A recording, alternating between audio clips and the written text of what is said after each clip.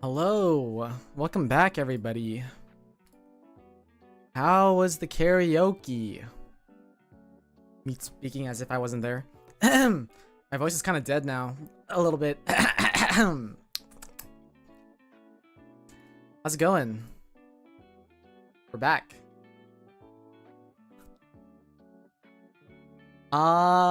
Any knowers? Know how I can check? Is there a way for me to check gifted members? Oh, maybe stream elements. Stuff. Thank you guys so much for people who super chatted or subbed or membeed during karaoke. Unfortunately, I don't really know how to check all of that. I want to quickly thank everybody who did that. Vigor, thank you for the 100 bits. And also the 30 bits as well. The emote. Mohei, thank you for the 20 gift subs. That's so crazy. Oh my god. Aaliyah, thank you for the resub. Mel got the resub too. You guys are so crazy. I don't even know how to check all the super chats and stuff. Or if people gave me anything. I have no clue how. Wait, maybe here? Pew, pew, pew, pew, pew, pew, pew. I don't know. Well, anyway, I thank you guys for everybody who gave things. Thank you so much. Thank you for peak karaoke. Glad you guys enjoyed it. An all-time karaoke. My first time karaoke. My throat hurts so much.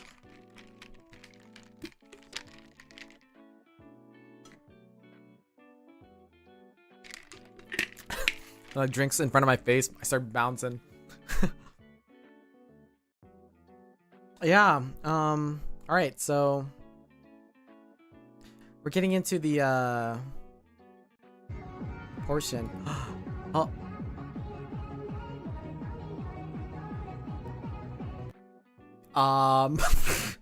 You're really testing me with this. It's been a while. Rikun?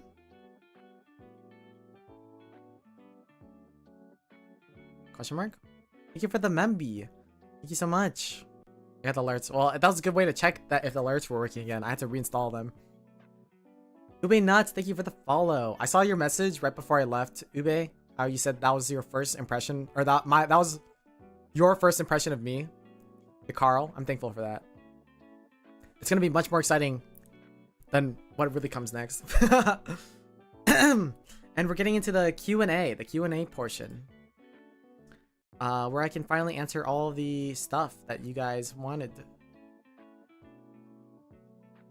or asked me. So we're probably gonna take it slow. I think it might take a little bit of a while, but hopefully this turns out okay. Yeah, let's just get right into it, right? Because this stream has lasted so long. So I love it. Thank you. Glad you do.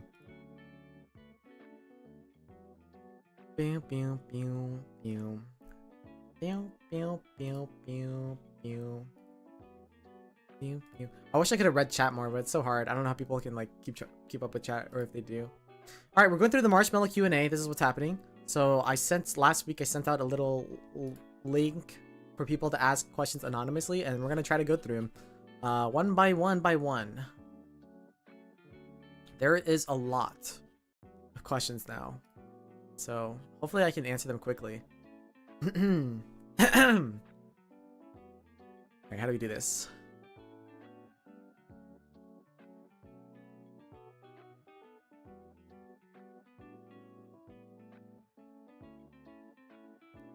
How do I do this? Maybe I can do it like this.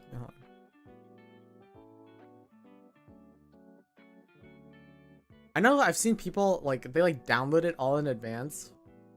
I did not do that. I'm gonna put the questions on the screen. I'm trying to figure out the best way to do that. I guess I could take a screenshot of each one, but it might take a while. All right, here we go. Question number 1.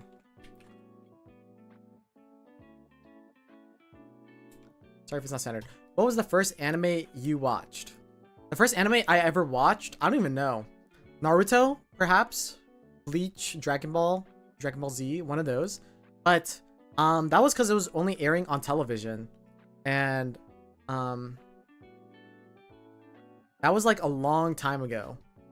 So I kind of considered them just like cartoons. They just were cartoons, right? Because it was like dubbed and on like, you know, Cartoon Network or something, or television. So I never really considered an anime. The first anime I actually watched, like I was like, oh, okay, this is an anime from Japan, was, I believe, I think it was Soul Eater. It was either Soul Eater or Code Geass. One of those two. I think it was Soul Eater though, which is why I have a strong attachment to Soul Eater. Yeah, I love Stein. That was my first anime. Yeah.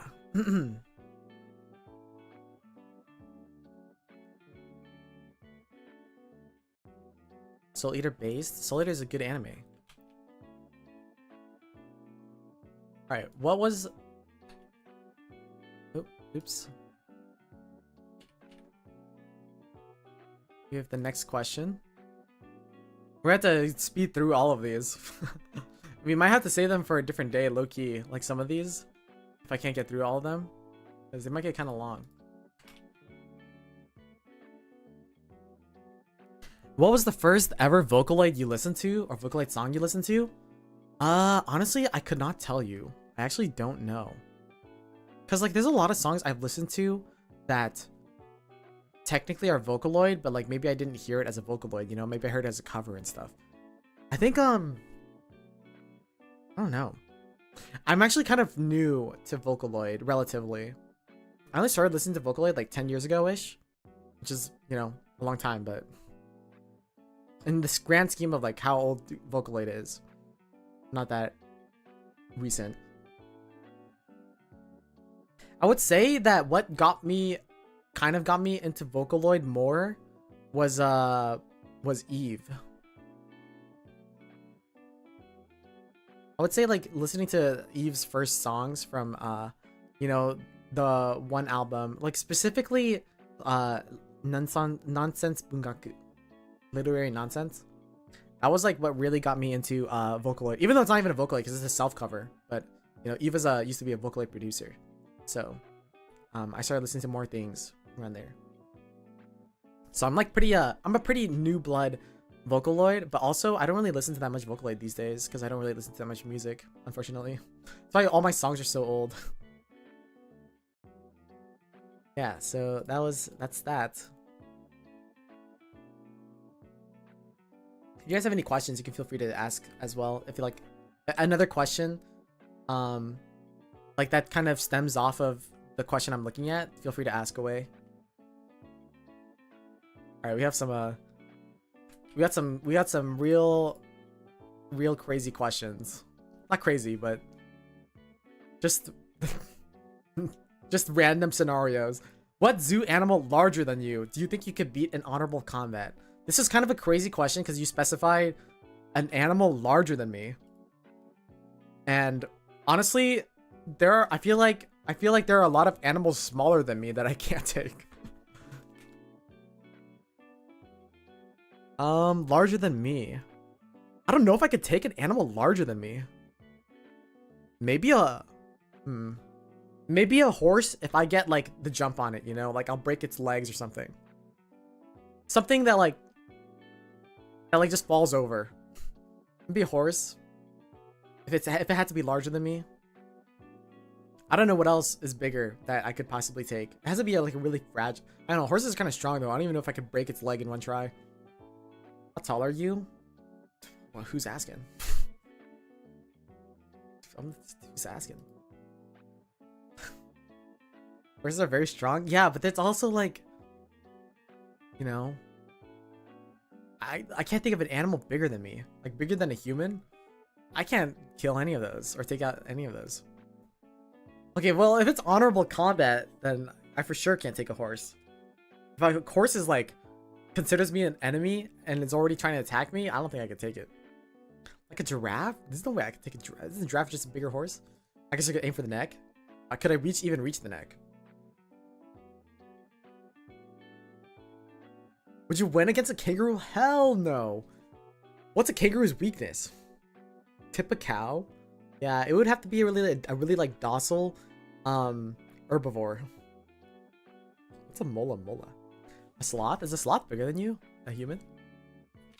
What's a mola? Oh my god. Oh, that's true. Fish is kind of easy. Well, it depends if we're fighting in the water. Scary. Was her brain empty? Yeah, it would actually probably be a fish. Depending on the place we're fighting. For fighting in water, I think it's GG.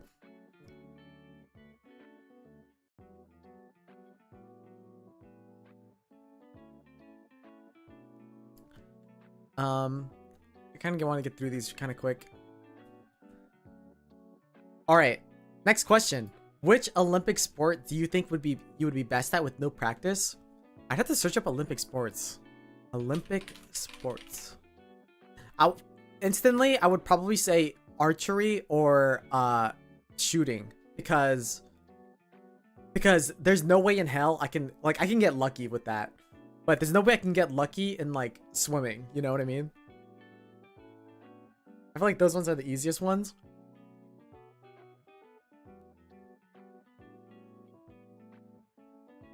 Maybe table tennis, because that's what I have the most practice in. Or like, that's what I like playing the most. Probably those ones. Yeah, that order maybe. Archer Phreid. Yeah, I did I grew up a Boy Scout, so I did a little bit of archery. Not that much though. Only like 2 or 3 times. And then I shot some guns, and I've played table tennis in like when I was growing up a little bit. Used to have a table, and then we left it outside, and then it got wet and broken. Table tennis against pros. No, never mind. I was gonna say a fun fact, but it might dox me. So I'm not gonna say it. Anyway, next question. Those are the ones I probably would. Table tennis is scary, but I have played, I like table tennis. Playing. It's really fun.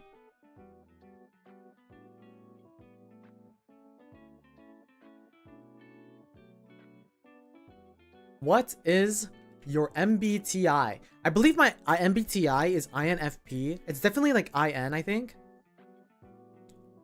I think it's INFP. Yeah, it's been a while. I don't know. I took it kind of recently because I think Clover or someone was talking about it. And yeah, I think it's been pretty consistent. INFP. I don't think I've really changed much since like in like the last 5 years. I used to be something else. Like INTP or something. I don't know. I don't really remember MBTIs other than my own kind of. Yeah. But I'm definitely an introvert. Very, very, very introverted. Pretty logical, I would say. Is that INFP? I don't know. You tell me.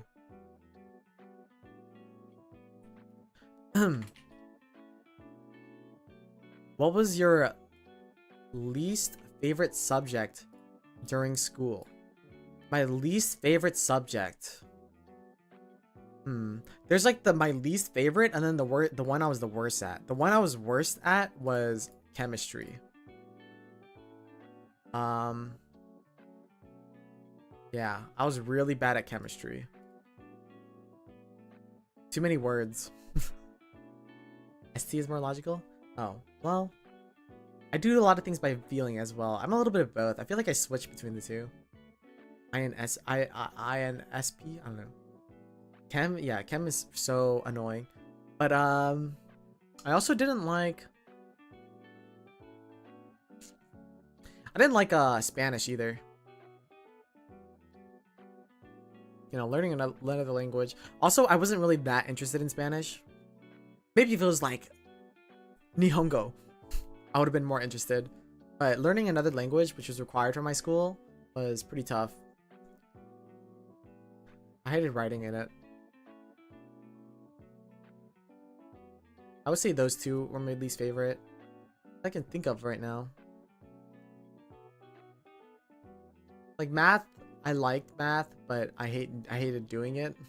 I was not a good student. I liked math, I hated doing it. I liked English, I hated doing it. I liked the art classes. Like film. I took film, I took drawing for 1 year each. Might have been maybe not even a full year, maybe just been a semester or something. But I like the arts classes the most. Oh, I hate social. Actually, wait. I hate social studies. Social studies and history, oh my god. Especially like wars are cool to learn about, but like when we start getting to like really specific, like, oh yeah, this town existed, like I'm bored. Unfortunately, I hated history. Is some Spanish still stuck with you? Did you forget all of it? I pretty much forgot most of it. ¿Dónde está la biblioteca? There's no way I can speak with an accent though, or like a correct accent or anything. Memorizing stuff, yeah, history. I took a history of photography class in college, and it was terrible. I had to like remember. You have to like remember the date, like a photo. You see a photograph, and you have to like remember it. Remember what the photograph is, the name, the person who took it, and then like the year it was taken, and like what style of photo it was taken, like what style of photo it was or film. Oh my god, that class was so miserable. I hated that class the most out of everything. Why is that the only Spanish phrase people remember? Because it's easy. Me gustas las papas fritas. You ever take AP classes? Yeah, I took some. It's like a... I don't even remember at this point. AP US History? No. A push. That was a fun class though. I like my teacher for that. Social studies teachers are like 90% of the time I feel like they're like a really chill teacher, but the class is just so boring. But I really liked my A push teacher a lot. It was fun. All right, we're gonna move on to the next question.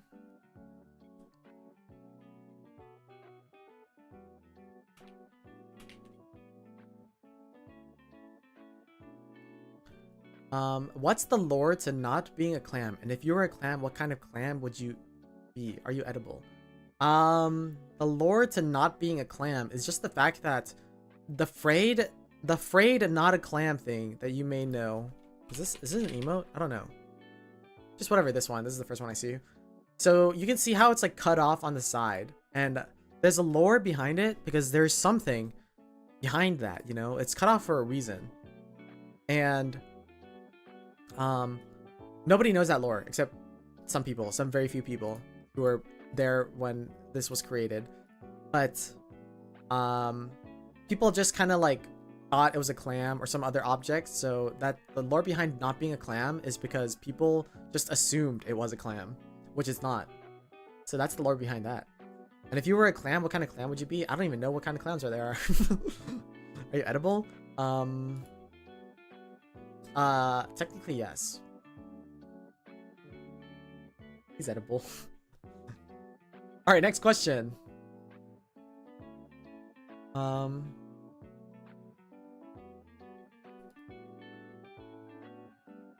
This one says, are or were you into sports? If so, what's your fave? Also, happy anniversary. Thank you. Sports I was into. I love sports anime, guys. Not the question, but I love sports anime. But I liked playing sports and I loved recreational activities growing up. And nowadays I don't really do them because it's hard to get a group together. And I need like people to take me out, you know? Because I can't go out by myself as an introvert. I need someone to drag me out to touch grass. But some sports I enjoyed in high school. I liked table tennis. I like badminton. I like tennis. I like all the net sports. I liked volleyball's fun, but I'm bad at it and I wish I could play more. But I like volleyball. Basketball is kind of hard. It's like basketball and like soccer is like too exhausting to play. But I like them. I like all sports almost. I liked we did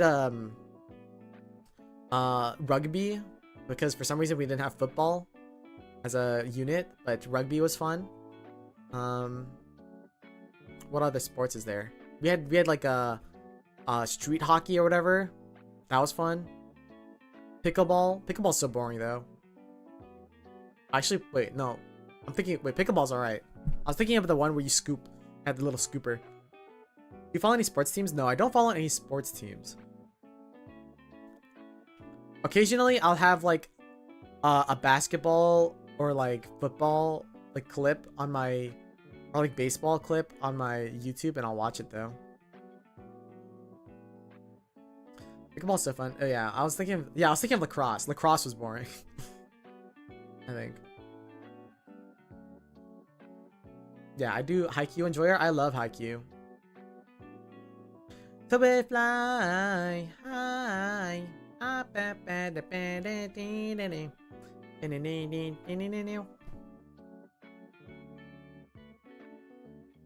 Lacrosse, yeah. I wasn't a big fan of lacrosse. And track and field. I hate running. I like running for sports, but I hate running just to run.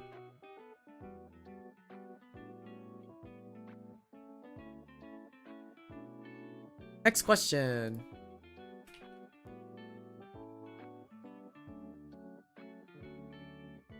What fictional character do you most want to fight? And do you think you'd win? Most want to fight? I wouldn't want to fight any fictional character. How about, I'll fight, well, I don't know about most want to fight, but if I had to fight somebody, it would be someone I dislike, right? Who's like really punchable? I don't know. I don't really hate people that much. Who do I hate? You know what I hate? I hate those guys. I hate those guys in romance. You watch a romance anime, and then there's that third guy who's there just to be a conflict for the main couple. Like, they start risen up. Even though it's so clear that the main two people like each other, they're just trying to squirm their way in. Those are the people I would fight the most. I would probably win. Well, it would be close. Just a normal guy. At Sword and Soul Eater, I would lose. Unless it doesn't do anything. Yeah. A lot of fighting questions. I know, right?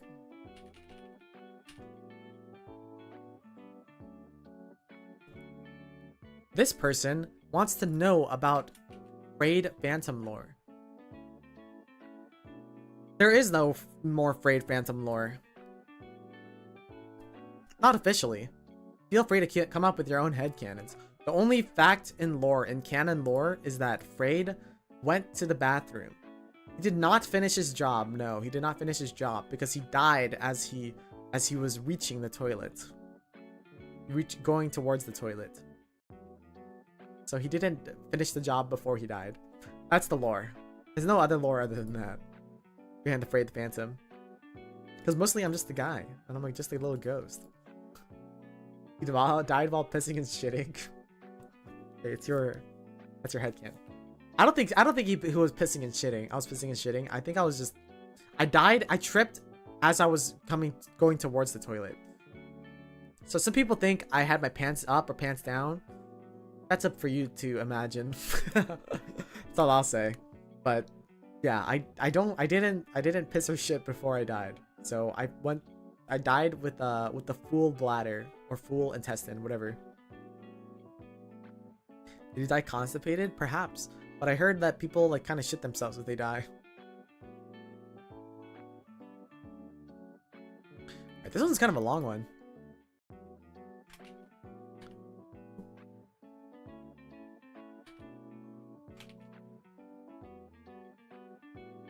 We're just revealing it all. I didn't review it that much. Hi Phreid, I'm new to the friend zone and found you through Vcraft. Welcome. Many other people did as well. I'm still catching up and really curious about a lot of things, but I have two main questions.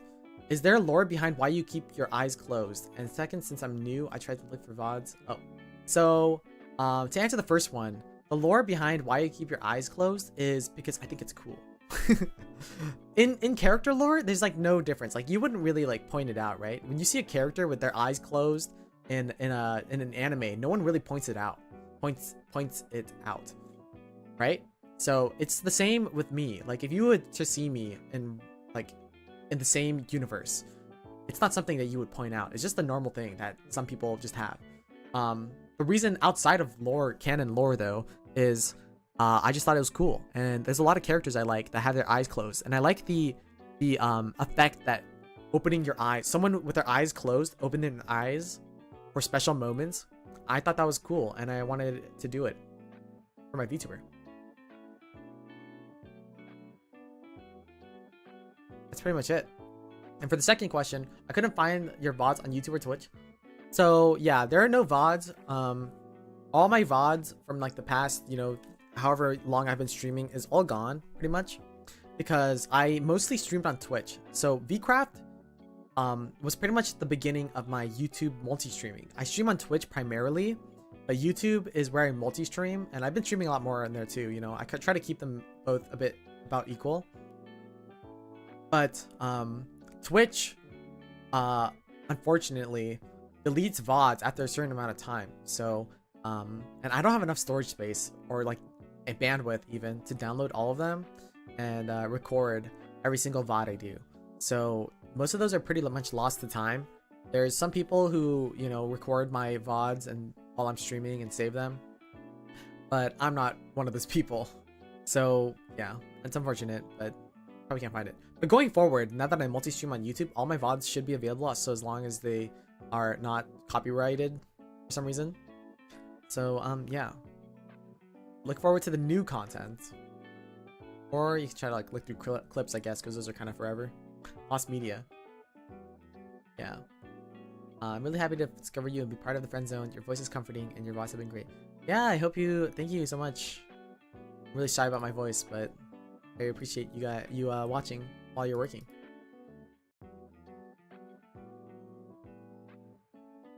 Dun, dun, dun, dun, dun. Dun, dun, dun, dun. Hang out with us on YouTube. True.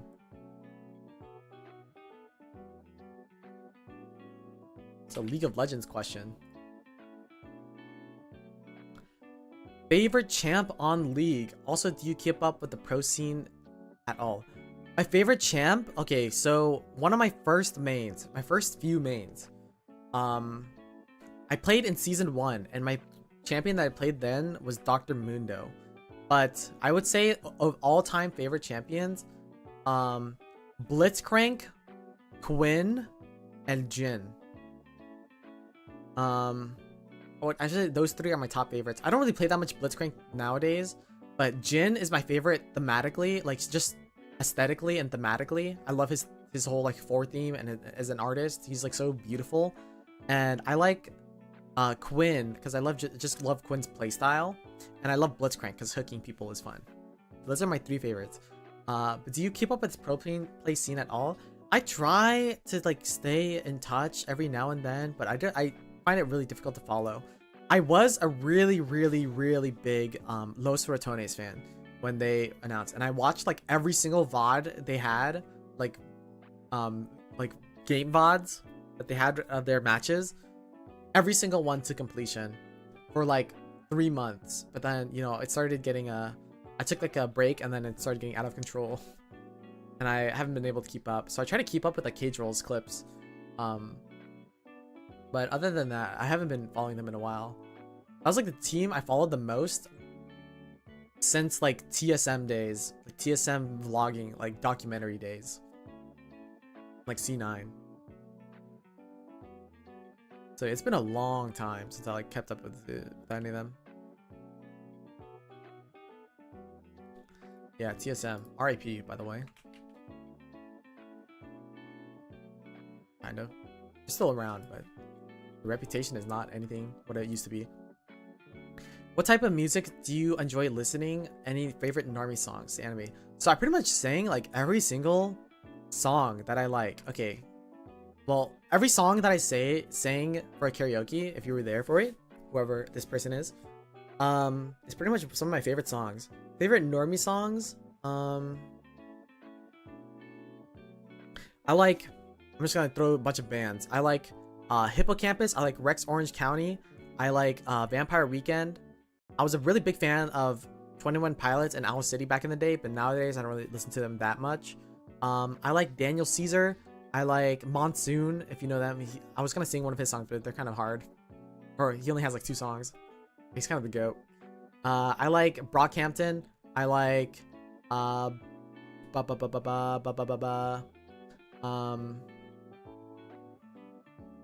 think of another band right now. I can't think of anything else right now. Just those ones. I It's hard to pick a favorite song. You know, there's so many songs I like. Such Great Heights, one of my favorite songs. I don't know.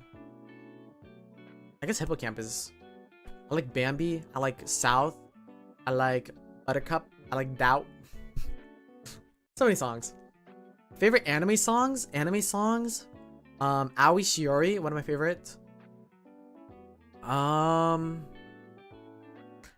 Favorite anime songs. Aoi Shiori is up there. I like let me check my anime list.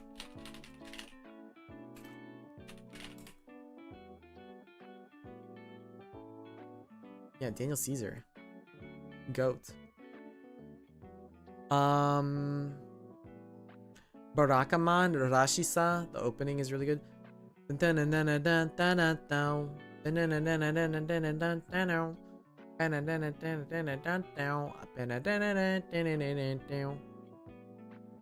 Oh, anime songs. I love the entire Kids on the Slope OST. I like the Kekai Sensen OST. I like the Sunny Boy OST. There's a lot of anime songs I like. I love Ping Pong, the animations, the ending. Bokura no Suite. That's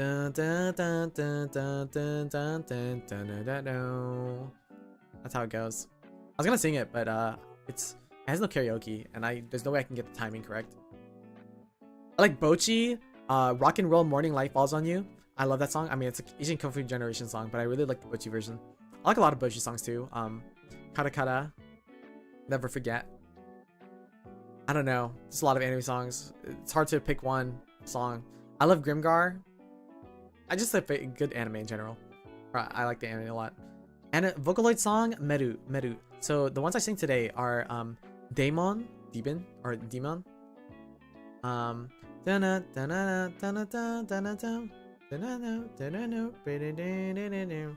my favorite Vocaloid song?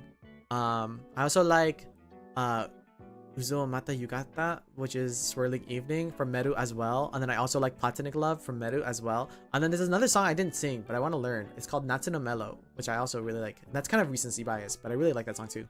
What else is there? I can't think of any Vocaloid songs, but Meru is like my goat, so that's just gonna be my answer. No. The Origami, OP, and ED? Yeah, all of them. Both seasons. Rin,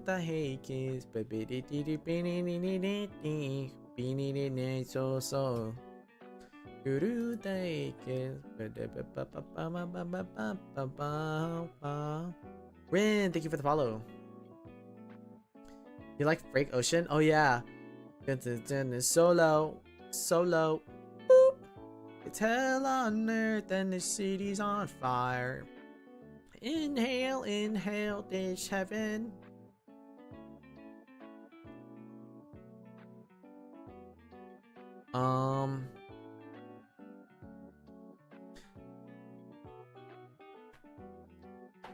Next question.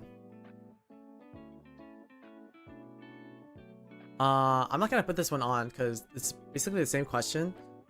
They asked, I noticed you're gonna sing karaoke songs, so we're already saying it. What is your go-to karaoke song? I think my go-to karaoke song is Ororiko because it's the easiest. It's like I can sing it.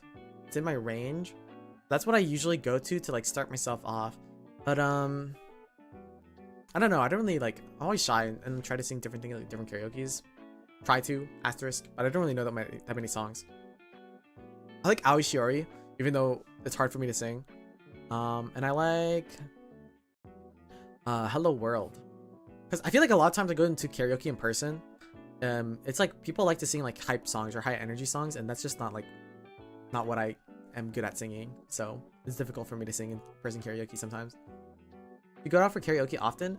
Not really. I used to go out like pretty decently with my friends, but now that we're like out of school and stuff, then we don't really go that often. Everybody's too busy, and also karaoke is stupidly expensive around here. Just get a room for like 1 hour, and it's like sometimes they charge you per person. It's like, why? You know, it's one room, and only like a few people can sing at a time. It's so stupid. So, you know, we haven't really been doing in-person karaoke in a long time. I haven't gone in like probably 1.5 years now. Hero Stereo, thank you. Also, thank you, Bangtan PD. Oh my god. BTS. Alright, this is an interesting question. Oh. Oh my god. Why does it, Marshmallow keeps asking me to verify and check I'm not a bot? I don't know why. A person? I know, right? Such a scam. Happy anniversary, any phrasery. You work so hard. Do you have any memorable moments from these past few years that still leaves a lasting impression on you? I would say my favorite moment, other than, you know, this is my first karaoke stream, so first big celebration. I would say if you were to watch me, my two favorite moments other than recent stuff, Vcraft, I would say is also up there. Top three favorite moments. Vcraft, my first God Gamer Gauntlet, and what was I gonna say for the last one? Oh, I had a one-shot D&D campaign. I've like barely played D&D, so I can barely call it D&D. But it was an RPG tabletop thing that I hosted called Phreid's Odd Odyssey. I think someone has a VOD out there, but yeah, it was like a little thing I just set up for Christmas one time, and I've always wanted to do it again, but it was a lot of work and to get to do, and I never really had the time to redo it. But I want to one day. But yeah, I put a whole story together, and that was like one of the most fun I had. It was a Christmas event where we had like 4 people who were like different classes. Prowler was there, and I had a whole story where they got isekai'd into a fantasy Christmas world, and they had to find Santa. Santa was not in this world. Oh, Santa was absent because Santa was supposed to bring toys to children for Christmas, but he was missing, and the party members had to go rescue Santa from wherever he may be from this other world in order to get toys in time for everybody for Christmas. So that was a synopsis. And they traveled to a little village, little elf village, except the elves looked a little bit different. And they told them that Santa was missing. You can DM. Not really. I've only played D&D like twice. But I just wanted to tell a story, and I figured, you know, I might as well try. I think I was a bad DM though, to be honest, to be objectively true, because the tabletop session lasted like 10 hours. It's like a 10-hour VOD because I let them just do whatever they want, and even if it went nowhere. Yeah, thank you, Hero. I'm glad you like my character. Yeah, I saw the VOD before. Next question.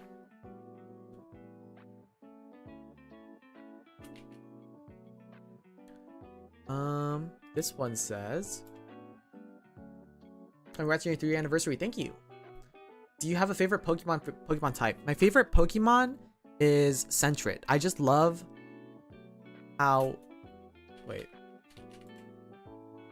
Yeah, I just love how round he is. He's such a cute ball. I don't have a favorite Pokemon type, but I like Dragon, I guess. Dragons are cool. I do like Sentret though. Sentret is just a little guy. I think Sentret's really cute.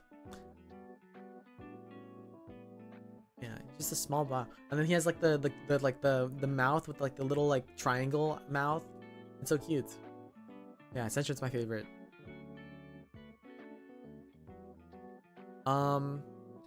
So this one I'm gonna put on screen because it's also a similar question. It says, what's your favorite anime and what are your thoughts on it now? My first anime was probably Soul Eater, or like Dragon Ball or Naruto. One of those. I still like them to this day. You know, I still am attached to Dragon Ball and Bleach and Naruto and Soul Eater. Really like them. They had a second question. What is your favorite Ghibli movie? My favorite Ghibli movie is Howl's Moving Castle. I just love the vibe, and I love the music mostly. But it's a very beautiful movie. And to be honest, I haven't watched that many Ghibli movies. So that's like kind of a fake answer. I've only watched like 3. I've watched like Ponyo, Princess Mononoke, and like Howl's Moving Castle. And I think I probably watched Castle in the Sky one time, but a long time ago, but I don't remember it. What kind of trainer would you be? I don't know. What kind of trainers are there? I haven't played Pokemon since Gen 5. Gen 4, even. Not even Gen 5, Gen 4. So it's been a long time since I played Pokemon. Someone asked, why you have such a nice voice? I don't. Someone asked, what is type of music you listen to, your favorite artist and such? So I already named my favorite artist, so I won't answer that. My favorite type of music, I like soft, I like jazz, I like soft electronic. My favorite genre of music, it's not really genre, but it's a song that has a really happy and upbeat. It's like really upbeat, but the lyrics are really sad. That's like my favorite type of music. Bug catcher Phreid. R&B? Oh, I like R&B. I like jazz. I like, you know, lo-fi is like alright. I used to be really big into lo-fi and electronic, but nowadays I don't really listen to it that much. But I think more these days I listen to more R&B. I used to listen to a lot of alt rock or indie rock, that type of stuff. I still kind of listen to it. I like a lot of Japanese indie rock. That's what I listen to more than. I listen to more Japanese indie rock than like American indie rock these days. And alt rock. All right, this person says, next question. Do you have any party tricks, useless skills that you can brag about? So, I guess my best party trick is I can do this little thing with my tongue. Or I can do it with my lips, where you can like do the little pucker fish thing without my fingers. And I can make it move too. I can do that. It's a little silly something. Other than that, I can do the Carl voice, you know. Hi, oh my voice is dead. I don't know if I can do it anymore. Hi, Jimmy's mom. Oh my god, my voice is so dead. Jimmy's mom. After letting it rest, my voice is dead. I can't do it now. I also could do a mouth trumpet. So I can do like 3 different ones. I can do like, or not really 3, but 2 different ones. So I can do like a.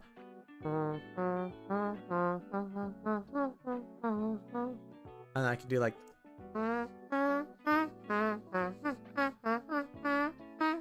And I can do a higher one that I don't know if I can do right now because my voice is dead. But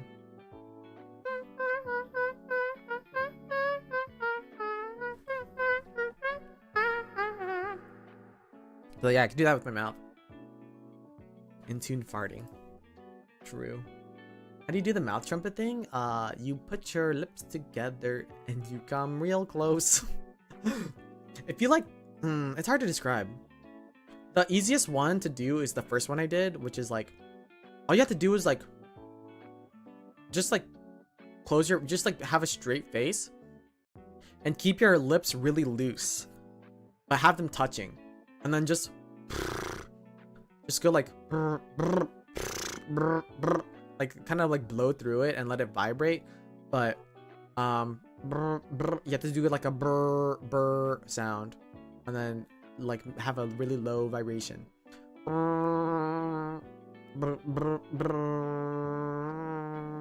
And then you can close your lips, and then it's like, it sounds like that. The Carl impression, yeah. Yeah, that's like my best party trick.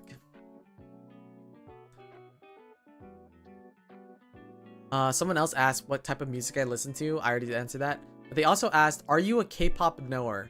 No, I do not listen to much K-pop. I mean, I know some K-pop songs, like just through proximity, like wanna be golden, going up beside the bird. I don't know the lyrics. I know some songs, like a sticker. So we're hopping, jumping, and hopping. We're jopping. I don't know. I don't really know that many. Dynamite, honey butter, whatever. I don't know. I know some songs. I know just by proximity. The only K-pop songs I have listened to are K-pop. It's not even K-pop, but Korean songs. I listened to Dean, and I listened to Cold. Those are, and some other ones that people have tried to introduce me to, but I haven't really, it hasn't really stuck yet. But those two are two Korean artists I listen to.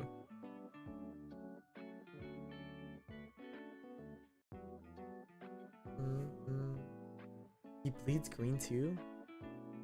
I like Cold. I was gonna sing one of his songs, but I don't know. I'm not good at Korean. But sing Korean. There's a song I really like called Uncool. Wait, Uncool Club. I think it's a band as well, a group that does like kind of R&B-ish stuff. But there's a song called "Your Dog Loves You" by Cold, and also "Control Me" by Cold as well. It's also really good. So those are my Phreid taste recs for Korean music. It's Korean. It's more R&B than pop.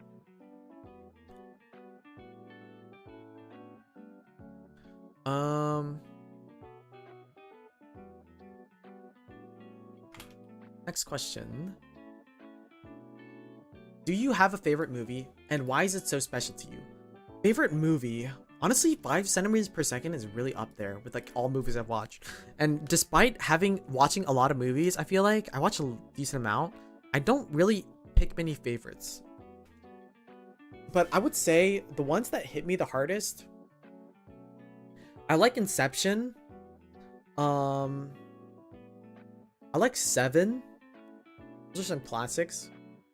I like 5 centimeters per second. I like Perks of Being a Wallflower. I watched that one kind of recently, and that one touched me a lot in the heart. Phreid playlist showcase. You guys already heard it. Control me. Yeah, you can control me. Please control me. Control me. Yeah, I would say those movies are off the top of my head. I like a lot.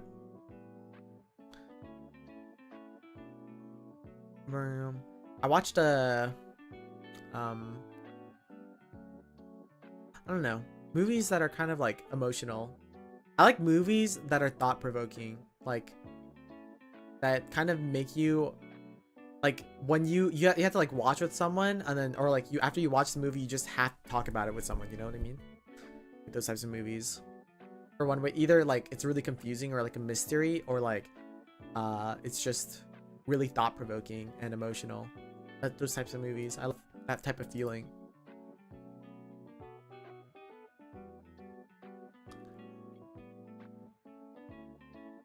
This person asks, are you bound to the toilet bowl? Can you transform into the toilet bowl? Is it those fancy Japanese ones with warmer jingles and bidets? Okay, interesting question. Are you bound to the toilet bowl? No. Not directly bound. I think it's like my home, you know? It's my home, but I'm not like stuck there. I can like move around, but I always come back to the toilet bowl. Can you transform into the toilet bowl? Yes, but that's only because if I can go into a spectral form, my little Phreid guy, not a clam guy, is my spectral form, and it can possess any object or creature, inanimate or not. So I technically could. Is it one of those fancy Japanese ones? No, I think it's an American one. An American toilet.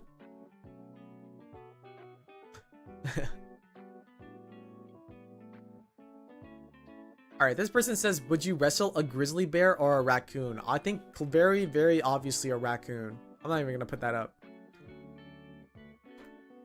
I am not freaking wrestling. Who in their right mind would wrestle a grizzly bear over a raccoon?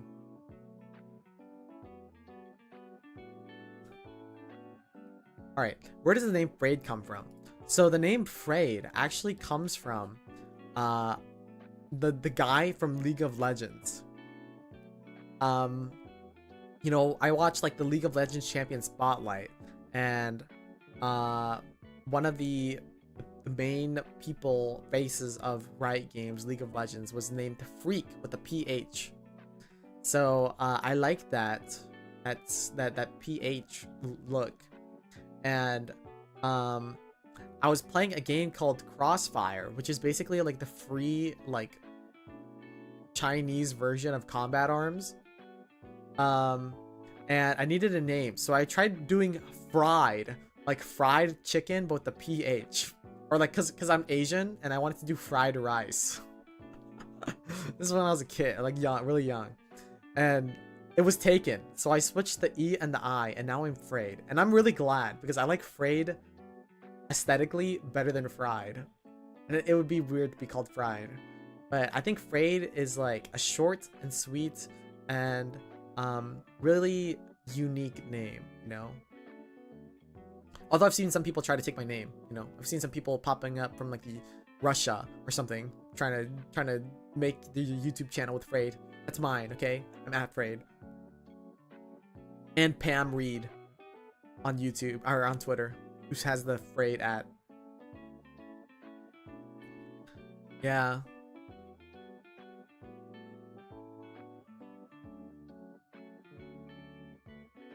All right, this person says, what is the lore with the eyes? So I already answered that.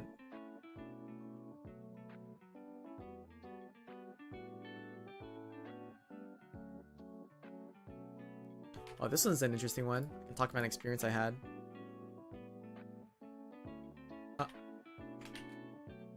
Why are you afraid, pun? So many people ask me that, though, actually. Whenever I introduce myself as Phreid, a lot of people say that, actually.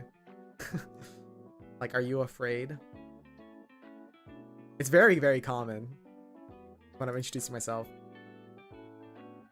My real life name, a lot of people have like the same, like freaking same voice line, same dialogue option that a lot of people pick when they say when I introduce my full name to somebody. All right, this person says, they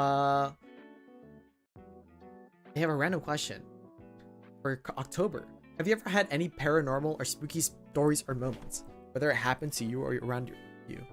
There was a time when I went camping for Boy Scouts, and they were telling scary stories, and then someone told a really scary story, and it made me really scared about like this ghost lady that would like jump around the trees. And then I had like a really scary moment when I used to sleep over at my uncle's house, my cousin's house.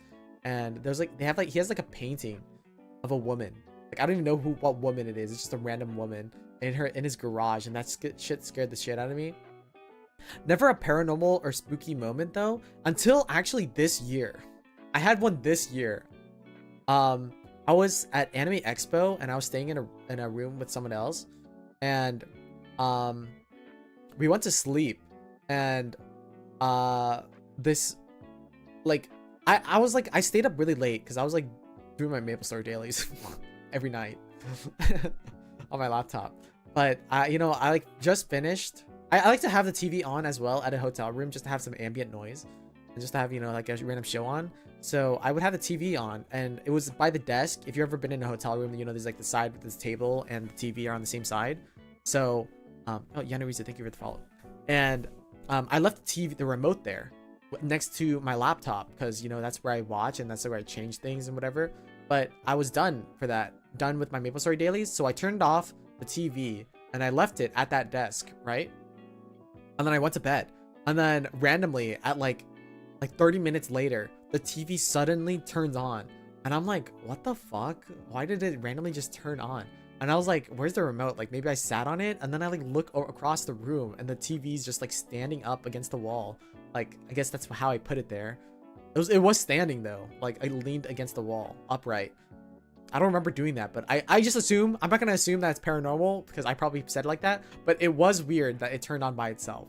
And that's not even it. I had 2 paranormal experiences in the same room because we were brushing our teeth with my friend, and I was just like talking to them, and or I was brushing my teeth and talking at the same time, and we were just standing by the sink, and then I turned off the sink because I was like done brushing my teeth, and we just continued our conversation, and then all of a sudden the water of the sink turns on again, or is like on, and like I didn't even notice, but I was like, didn't I just turn that off? And they were like, yeah, I think you did. And I'm like, what the heck? And then I told them about the weird like TV thing that happened like the night before.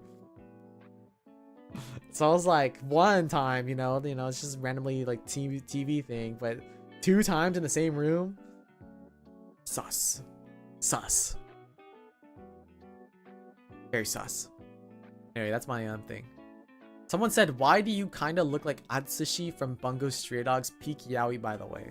Okay, like just because I have a little bit of a, you know, just because I have white hair and the bang on the side that's longer than the other doesn't mean I'm Atsushi, okay? I haven't even watched Bungo Stray Dogs, but I really like ending 2. Namae o yo nata no namae wo. That song's a really good one. I don't know how to sing it though. I only know like a little bit of it. Yeah, I don't have this freaking like pan flute ass bangs, okay? Like, look at this guy. Like, this is not me. Just because we have the same fucking side bang thing. Like, this shit is not me, man. Yeah, this is what he fucking looks like. Like, bro, spot the difference. That's not me. I have a middle part. Oh, don't say why. Yo, I can kind of see it. This is his fucking hairline, bro.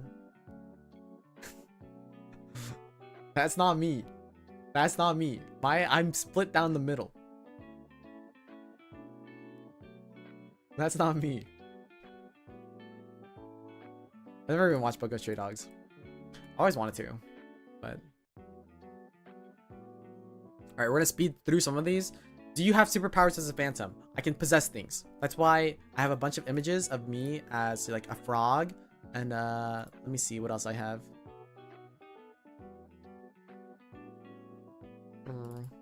I have like a bunch. I did a bunch of drawings for charity. I have me as Kage. I have like this one. Okay, well actually this is different. I like this drawing though.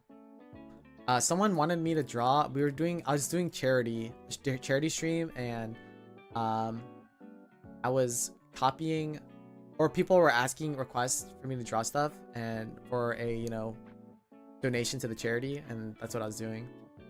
But I can't possess stuff. I can possess objects and take their form, except they become all white, like me, like my not a clam guy, and then my face is on there somewhere. Bungo Stray Dogs on Go. Well, I know. Someone said, hi, do you like cats? I do like cats. Cats are cute. This is probably a question that is going to come up multiple times. So, I don't know. I'm going to answer here, and then it's probably... if someone has other stuff. What inspired you to start streaming? My very first inspiration to start streaming was because I watched League of Legends Worlds.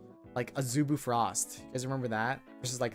and like Taipei Assassins that year, season 2 of League of Legends. I was like looking at the stream and I was like, damn, I would wish I could have a career streaming, playing video games professionally. That would be really awesome. But then it turns out that I kind of suck at games. So now, you know, and everybody's going to the streaming route instead of the pro gamer route anyway. It's like meta. So that's why I started streaming. What inspired you to become a VTuber? This is a question I saw a couple times as well. I actually never really wanted to become a VTuber, but I'm really shy about myself. I don't like, you know, it's hard for me to put myself out there. I don't like sharing myself. And like, that's why I kind of like hate self-promoting myself as well. For the longest time while I streamed, I like never even put out like a live tweet that I'm like live now. And you know, I've been trying to work on, you know, if I really want to pursue this, which I really do want to have like a career in streaming and VTubing, I have to put myself out there more, and that's what I've been trying to work on. But yeah, anyway, that's a small tangent. So I don't like to face cam. I've never face cammed. I've streamed. I did my first stream in like 2012, playing League of Legends, of all things. Oh, of course, judging from the lore, but yeah, I've always been a no cam streamer. and I got introduced to VTubing by a friend because they watched HoloLive JP, you know, Gen 1. And we as weebs, you know, as a weeb friend group, we knew of Kizuna Ai, and we watched Kizuna Ai videos.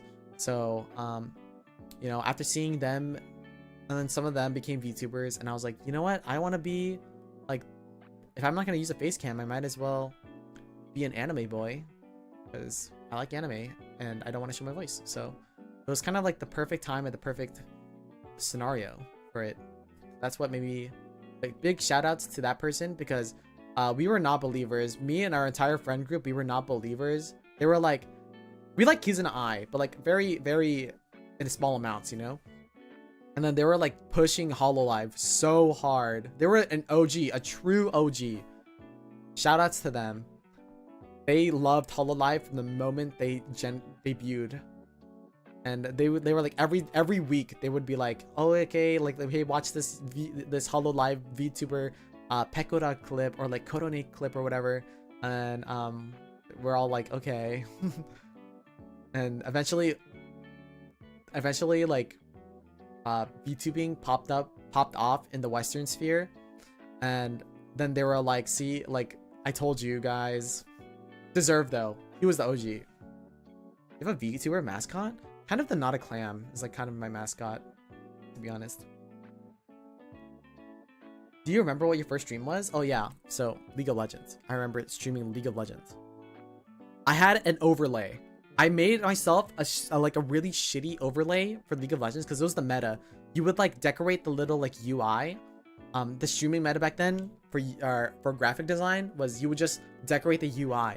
And I decorated my own. I made my own overlay, and it was Stein from Soul Eater inspired and based off of. Like, I had him there.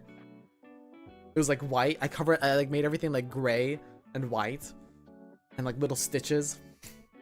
It looks so bad. But yeah, that was my first stream. You still have that UI? No. It was like, it's like 5 computers ago, like devices ago. There's no way I have it. Okay, this person says, are there any languages you want to learn or wish you knew? I want to learn Japanese. I want to, okay, first and foremost, you know, I'm a weeb, so I would love to just know how to speak Japanese. But other than that, I would want to learn Korean and Chinese as well. Mandarin. Just cause I feel like it would be Korean, because I like Korean stuff. I'm not like a big Korea boo, but I don't know. I watch Korean content sometimes, so that's fine. And Chinese, I just feel like it's useful, you know, it's just like such a big population. So yeah, but definitely if there were a language I was to learn today, it would be Japanese. Asian language pack, yeah. Someone said meow. Someone said, how did your stream journey start? So I kind of already explained it. I started off playing League of Legends. My streaming journey started with League of Legends, and then I streamed Hearthstone because I was really into Hearthstone when it came out. And then after that, I played like League of Legends and Overwatch, CS sometimes, CS:GO, until like VTubing came out. Minecraft with friends, and then like VTubing came, and then, you know, that's basically just your typical VTuber experience, I would say. Someone said, have you ever had a job? Yes. And then they put like a T, capital T, O, capital T.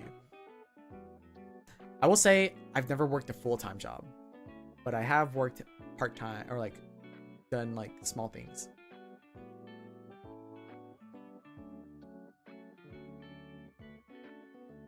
What sort of environment were you raised in to become the person you are today? I don't know. I don't know how to answer this one. That's kind of weird. I was born, I'm in California. It's a very diverse, California's a very diverse area, question mark.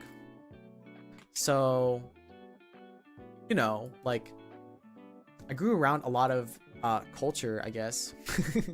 No offense to white people, kind of, but you know, very large Hispanic, Asian, Middle Eastern Asian, Eastern Asian, Southeast Asian, a lot of Asians, in and Hispanic people in, and the black people too, but not really that much. Definitely more than whites though, white people. So very, very diverse area, I think. And also, you know, California is a pretty progressive place. So growing up, you know, I'm pretty progressively open-minded to people, at least, I guess. I don't know. This is kind of a weird question. I don't know how else to answer this.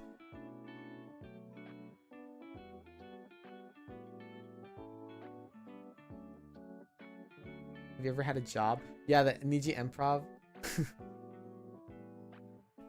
Yeah, I know. I know it's like the a Lear thing quote, but I don't know if they're like seriously asking me the question. But I have had some jobs. Yeah, I don't know. I don't know how else to answer this question. Very diverse. I don't know. I like to indulge myself in other cultures. This is a kind of a deep question too. I don't know how to answer this one. Well, I think I'll answer this one pretty shortly, more short than you'd expect. Do you have any goals and ambitions in life? I would say my dream, being very vulnerable here, is that I've always wanted to have a career in content creation or like something related to the sort. So, you know, I do say like I don't really care about monetary whatever things if you guys want to support me, but I do care if you guys watch me. Because I want to grow as a person, as a streamer, as a content creator, and I don't know. I want to hopefully have a career in this, but I'm still small and I'm trying. I want to keep trying. That's my main it. Any other goals and ambitions in life? I don't know. Learn a language, travel, learn how to do things, bake, cook, many things. Learn skills, learn life skills for myself. And I don't know. That's pretty much it.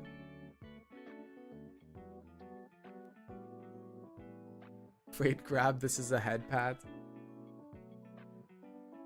Someone said, are you Gramps? Are you Unk? Baby Zoomer prehistoric? I would say I probably lean closer to the Zoomer side. I like to be a little bit silly and like, you know, I enjoy Zoomer humor. The way I say that makes it sound like I'm like, hello, my fellow kids. But like, if we were to choose in between like a Zoomer and an Unk, I would probably say I'm closer to a Zoomer. Like I would probably align myself with the humor and mindset of a Zoomer than a Boomer or Unk. I'm not really like old-fashioned like that. Some of my taste may be old-fashioned, but when it comes to like, you know, 6'7", shit like that, some stupid stuff. Do you have a Streamlabs? I have Stream Elements. I don't know why though. Like why? It's like just a bot. Like I don't. What do you mean? Like do I have it? He's hip and chill with it. Not really. I'm not in that TikTok meta. I had TikTok for like a year, but then you know I just deleted it because it was annoying to use, or not use, but it's not good. So YouTube takes a big cut of Supas. Oh, yeah, there is one.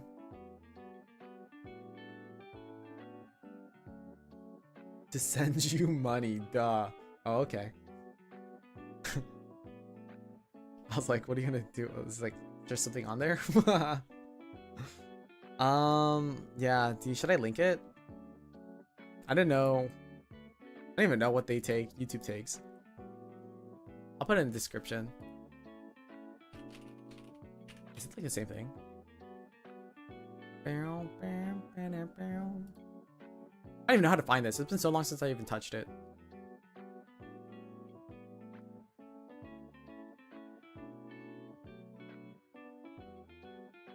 Do I have to separate it from Twitch? Okay, well, this is a Twitch one. If you go on my Twitch, you can find it easily. I don't know if I have to set up a different one for YouTube, but should probably look at that closely before I press anything. Yeah, to go to Twitch, vomit. YouTube takes 30%. Oh, I didn't know that took from Super Chat. Yeah, I'm like, I don't know. I don't really look at that stuff, to be honest. I know I'm supposed to, but like right now, I'm trying to, like grow. Or I mean, I don't know. I'm a pretty like carefree person. I try not to look at, or I don't really look that closely into subs and stuff. So I don't know what the heck. Like they offer me something, I just press OK. You know what I mean? Also, hello Zephy. Thank you so much. Hello Sphinx. So hi, Mirumo. Welcome in everybody. We're answering some Q&A questions, so feel free to stick around, or if you have any questions, there's a marshmallow. Hopefully you guys don't answer too many. Ask too many. I'm trying to get through as many as I can. I think I'm like almost halfway, so we're actually getting through a good amount. I think we can finish this before the end of the night.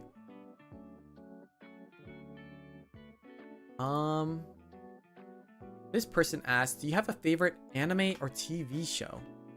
A favorite anime or TV show? All right. Ooh, this is a kind of a hard one. Favorite anime? I would say top favorite anime. I like Mob Psycho. I don't know. It's hard to name just one because they're so different.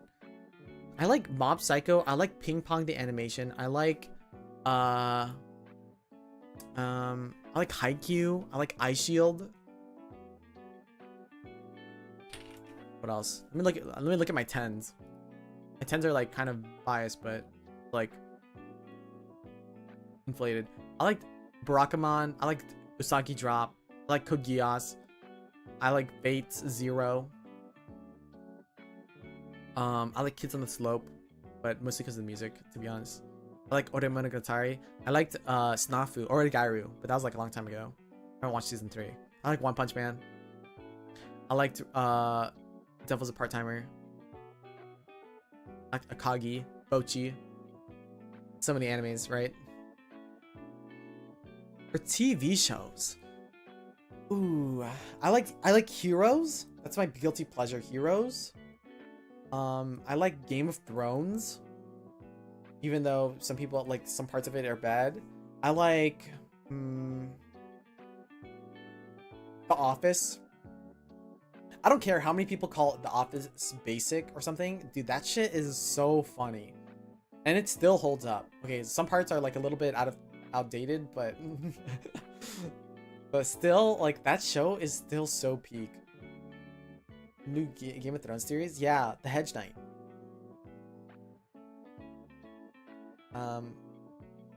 Talked about it before. You were here, Pebble.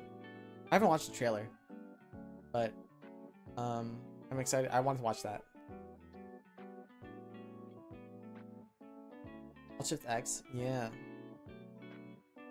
Alt Shift X is how I even know about The Hedge Knight. Office is so funny. Yeah, The Office is so good. Like, no matter, people will try to be like, oh, you know, The Office isn't actually that good, and it's like very, very normie and basic, and like it's just so default answer. Like, it's a good show. It's a good show. I showed it. I recently rewatched. I watched it like 5 times, but we were bored one night with my friends, so I just put it on, and like even they're still laughing to this, like, in 2025, watching The Office and they're for the first time and they're laughing about it. It's just such a good show. It's got such a good balance of like it's like it like barely rides the line of like offensive humor, barely, just the perfect amount. Sometimes it's offensive, sometimes it's just super wacky, goofy, and all of those parts make it good.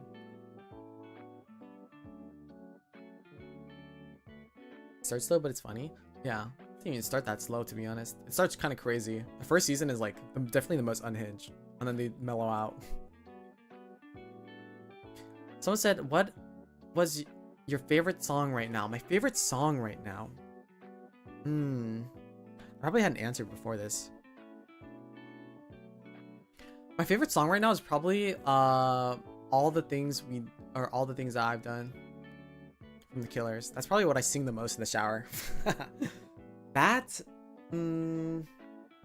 yeah.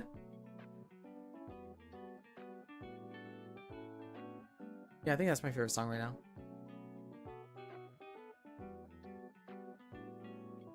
All right, I've seen a lot of these questions. We're getting into the sus ones. Someone says, actually, some oomph want to know. I like how you're asking for your oomph. Want to know if you are okay with Yume ship. They are embarrassed to ask, so I will just send this here. Sorry, this is really funny to me. Have you seen Dexter? Oh wait, Dexter is peak.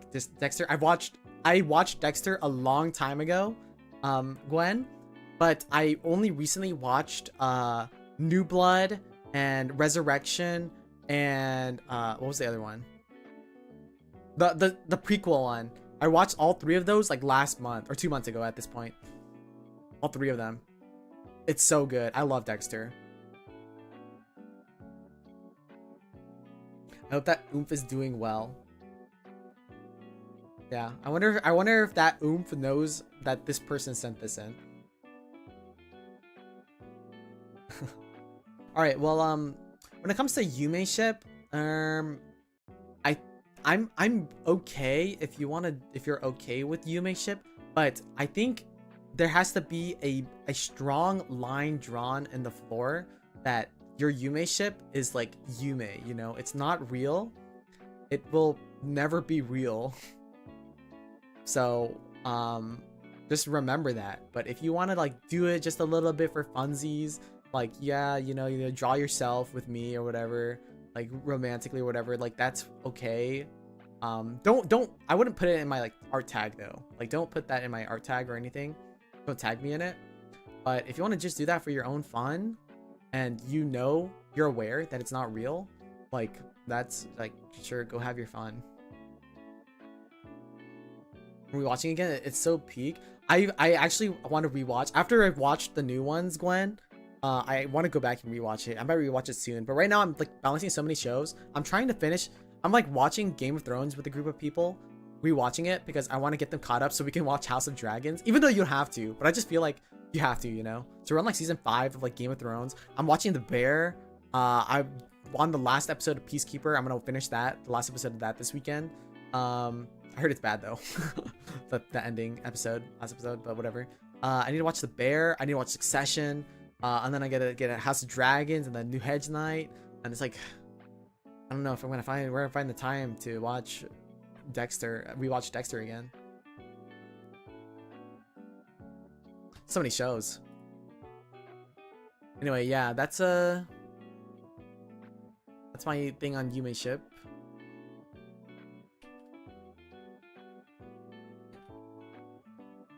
Funny, I didn't even know what Yume ship was until like recently.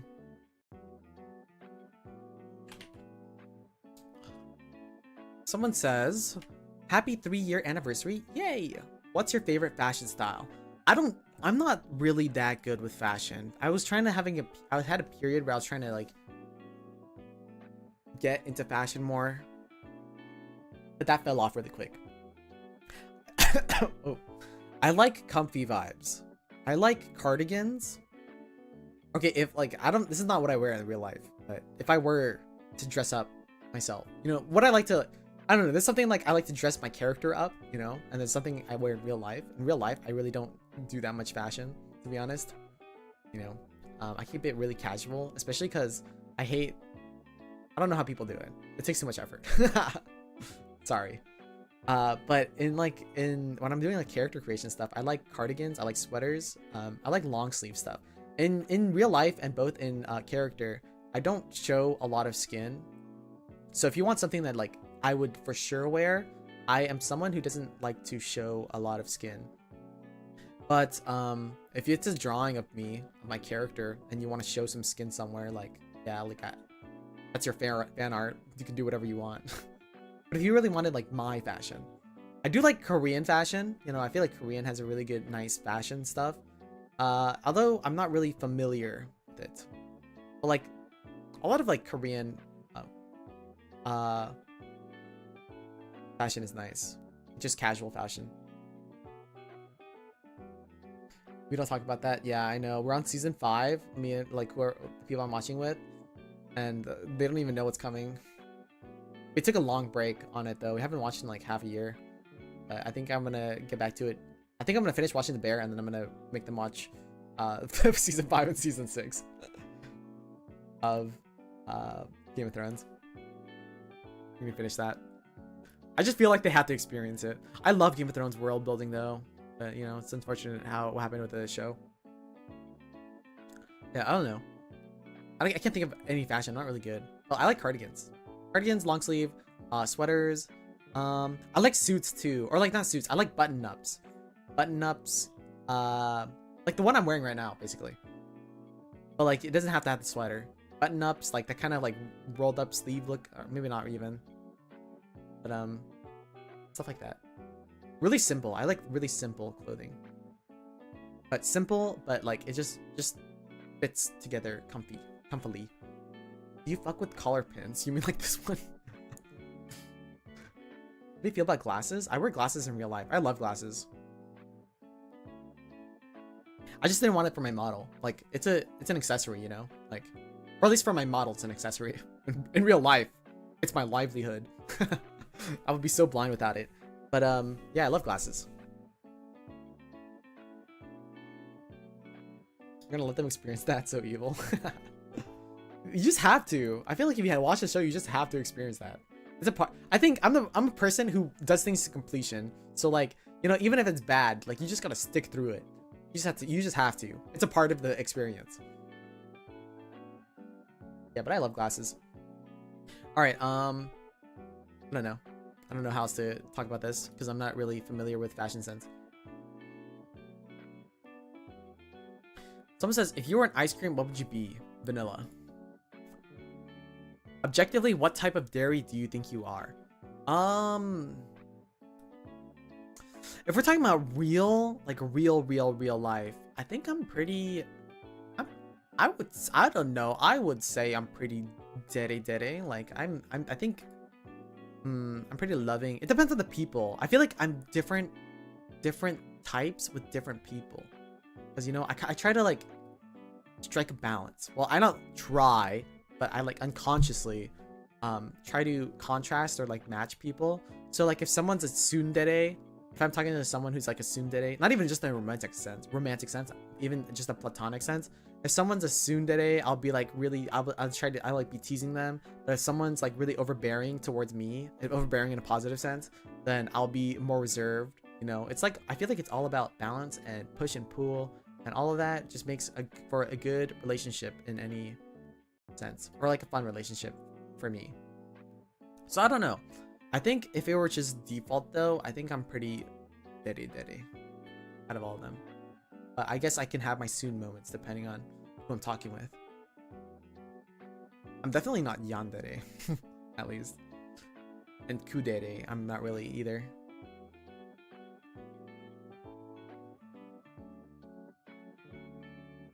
Someone says, can we get a sneak peek or an idea of what we can look forward to seeing in the Memba? The Memba is stuff, honestly, for the moment. It's stuff I plan to do for the stream, and it's like it'd be like working streams where I try to do something, either like kind of like make concepts of what I want to do for stream, or you know, help, like kind of like the last one where you guys helped me choose the BGM. You guys can help me we can like do like emotes design or like concepts, or even like badge designs, stuff like that. We can talk about what like what we want to do, what I'd want to do for my starting soon screens and other stuff like that. That's what I plan for in the moment. It might change in the future, but As this stream is kind of evolving now, we're entering like a new phase, I think, where I'm trying to improve the stream from the foundation. That's kind of the content I'm going towards, at least for member streams. All right. Someone asked, rank your top 5 places to get nuggets. I don't know. I love nuggets anywhere. Chick-fil-A has the good ones. McDonald's, Burger King because it's cheap. McDonald's is a classic. I can't even name another place with chicken nuggets that I've tried recently. I heard KFC has them. Haven't tried it. Yeah, I can't even name another one that I've had. Does Wendy's have nuggets? I think Wendy's nuggets are pretty mid. But I mean, I can't name another place. I like Jack in the Box nuggies. I don't think I've had Jack in the Box nuggies. I think Chick-fil-A has the best nuggets though, for me. Would you ever make merch? Yes, but I don't know how to. I think merch making is hard. From what I've seen from my VTuber oomphs, and also just in general, I think merch is hard to do. I would love to make merch and have my own plushie or something like that. I think that's a goal of mine one day, or clothing even. But the fact of the matter is that it takes a lot of effort to get something designed, created, and also funded, because it can be very expensive. And you know, it's all about the sales, and if not people, you know how like you go to like a makeshift whatever plushie that a lot of people use, right? Like they have to get a certain amount of pledges in order for it to exist. And I think at my stage of growth, it just doesn't seem like it's a possibility at the moment. But maybe if there's a way, if someone out there is like makes their own stuff and it's not like mass produced, corporate produced, or like they have their own way of doing it, if they want to reach out and talk to me about it, then yeah, sure, like DM me or send me an email somewhere, and I'd love to talk. But I think setting up my own thing just without knowing how, if it would be like reasonable, like economically reasonable, it just doesn't seem realistic at the moment. But on the other hand, this is kind of an unrelated question on the same topic, but if you are someone who like goes to cons or like has like an online merch shop or something like that, and you want to make merch of me, you are free to do so. Like, you know, you don't need to give me any of the revenue or anything like that. You can just make it for yourself. I don't even know if you'd make revenue, but yeah, if you want to sell charms or something, or have like a plush sold at a con or something like that, yeah, feel free to do so. I'd like one though. I'd like whatever merch. If you can somehow get it to me, I'd love to have it. Yeah, I would say that's my stance on merch for now. If I ever like have a plushie made and like maybe it feels like someone else's plushies or something is competing with mine, I don't think it would ever happen for charms, but like maybe plushies or something like that, or like I don't know, it depends on how close it is. But then I might change it, but for the meantime, I think not really. Phreid fan merch, that's crazy. If that was merch of me, there's like one, there's been like 2 or 3 things sold of me. There's one from Say, there's one postcard from Maya, and then I think Jin, or no, Mausu drew me, had a little postcard. Did Jin have one too, or did Jin just give it for free? I don't know. I don't know if Jin sold it. Yeah, no royalties. He talked a lot about the difficulties. Oh yeah, Skara's merch with I forget, like on the name. Amona. Yeah. Like even for Skara's size, it's really difficult to get some stuff made. But I would love like a Phreid puppy. It's so cute. And I can carry it around, and I can take pictures of real life, but with my puppy. So cute. All of those pictures are so cute. This little Polaroid. Yeah. Sorry, I wasn't sure. I didn't go to your the con you were at, so I wasn't sure if you sold it or you just somehow got it to me. Or was it off-kai, right? It would be cool to have a Pape. I want a Pape. No, back off, guys. I want a Pape for myself, for myself. Me first. Me first. Okay, guys. I'm the first person who wanted one. Okay, chill.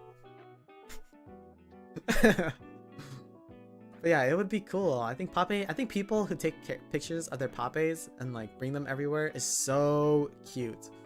That's so cute. You ever have like a little plushie of me or like even just a charm and take pictures, you can put it in my tags. I love to see stuff like that. I just love when people do that. Even just like not even with me, but like with other people, other livers, Papes. It's so cute. It's my favorite thing to see. Looking out the window when you're traveling of the airplane. Right? Plush food pics would go crazy. I know, maybe. One day. One day. It's just not realistic right now.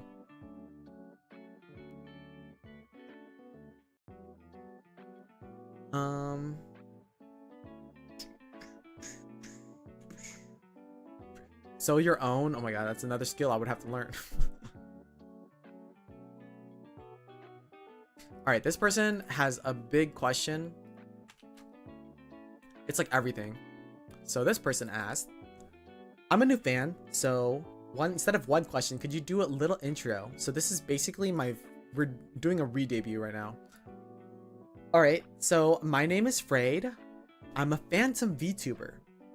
And I was born from the death of my main body when I went to the bathroom and I tripped as I was going to the toilet and hit my head and I died. So that's why I'm a phantom VTuber with the toilet. What do I like? I like fruit. I like video games. I like anime. I like jazz. I like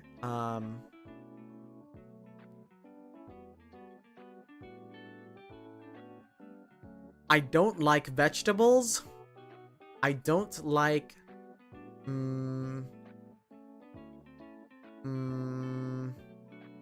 I don't like the sun. Well, I like the sun, but I hate it when it's hot. I don't like the heat. With the propeller hat on. I don't like, what do I not like? I don't like tomatoes. I don't like cucumbers. You're still going more on vegetables. I can only think of food. I don't like bitter stuff that much. I like grapefruit though. I don't know. Favorite anime? Just let's just say ping pong. Favorite movie? I don't know. We talked about this. Seven, Inception, Perks of Being a Wallflower. 5 centimeters per second. Favorite music? Alt rock, indie rock, R&B, jazz. Food. Favorite food? Pizza. Pepperoni. Pizza, it has to have pepperoni. Favorite hobbies? I like singing. I like gaming. I like mining. I like sports, but I wouldn't really call it a hobby because I don't do it regularly. Any lore? Well, that's it. I was a Boy Scout. That's what public knowledge. Yeah. That's pretty much it. Let's take a short thing. I like a lot of animes. You probably find my anime list. Don't judge the scores though. My anime list is Phreid. If you're curious, on anilist.co specifically. You're gonna see my anime list, but yeah, too many animes to list. Also, I don't really watch that much, realistically. Going to Prince Street Pizza. I don't know. I'm too busy when I go to there. Trying to collect VTuber charms like the Affinity Gems. I hate the heat. Bro is 5 years old. What do you mean?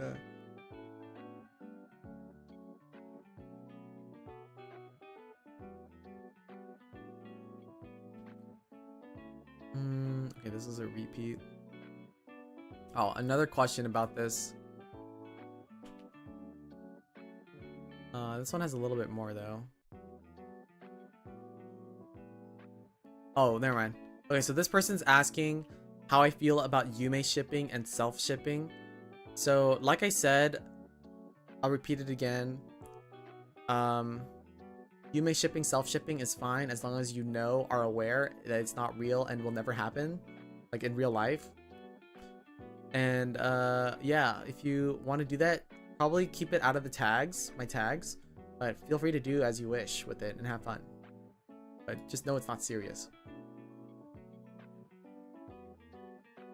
What's your favorite Pokemon type? I don't really have a type. Probably Dragon. Dragon or Ghost. The edgy ones. And your favorite starter Pokemon? My favorite starter Pokemon? That's tough. It's probably a flip between Totodile and Snivy. Or Shriko. Not Snivy. Sorry, the L.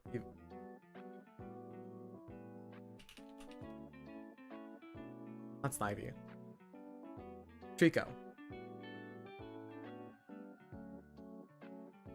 It was good times at that, like that time of era.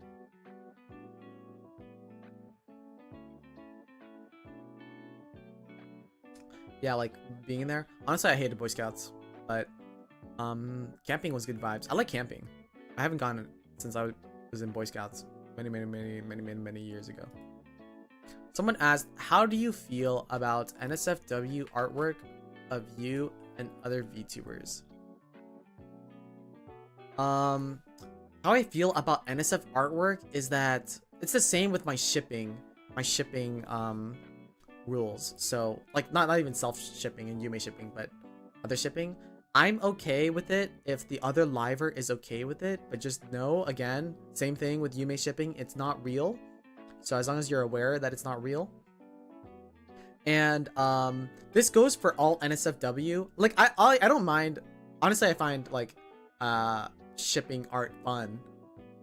I retweet like art of me just in general. So like any art I see of me. So even sometimes, you know, like the fucking like Father Phreid and Shu art that Eve drew, like, you know, that's like fun and silly. I think, in my opinion. I don't know. Some people take it a little bit seriously, but I thought it's a little fun and silly. So I just retweet art that I see of me because I appreciate art a lot, and I appreciate all the time that people put into drawing me. So yeah, I just want to show it the love it deserves. But NSFW in general, I don't like. Personally, I don't like NSFW art, but I don't mind if you draw it. It's just that's something that I don't personally consume. I do have a hashtag ectogasm, shout out rap, ECTOGASM, because I thought it was a clever name, a clever play on words. If you want to put like NSF tag stuff in there, but if it's of me and other VTubers, I guess you could use that tag too. But yeah, keep it there. Like I don't put NSFW anything in my main art tag because it's not something I personally consume. Still waiting for the Freck fan art. Yeah, it's not happening. Yeah, but basically same with my shipping rules. Someone asked, what's the lore behind your name? I mentioned that. It's from Freak, League of Legends. If you were to assign yourself a Chikawa character, who would you be and why? Honestly, I see myself as Chikawa more than anything, because I feel like I'm really socially anxious in real life and online too, but especially in real life. So I would can assign myself most like Chikawa.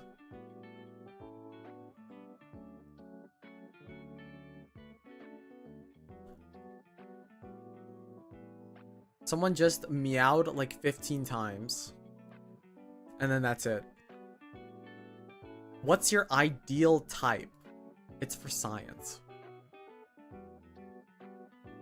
Can we hear a Chikawa? Where then? I don't know if I can make the sound. They're so baby. What's your ideal type? I don't know. I don't know. Like, what do you mean? Like, aesthetically? Personality? I don't think I have a type aesthetically. My ideal type I guess as a person, like personality wise, is I like people who have good senses of humor, and they are funny and they can be goofy. And also I like to have banter with people. But that's just in general though. I think that's just my, not even romantically, but platonically as well. That's like what I find like the most in people. And other stuff, you know, there's other stuff, but the biggest thing I look for, I guess, in people, are my friends, is people who are fun to banter with and goofy and silly, and they're not too serious.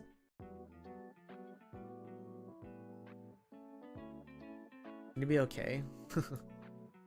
Yeah, if we're talking about it romantically, like, yeah, we gotta be okay with be grinding. I don't know.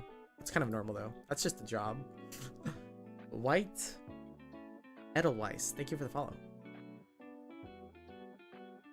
Someone says, what's a compliment you love to hear or want to hear more? I don't know. I'm not someone who's good with compliments. So it's not really a compliment I love to hear or want to hear more. I don't know. I'm not really big on compliments, or I don't really seek them out, you know? If I had to choose one,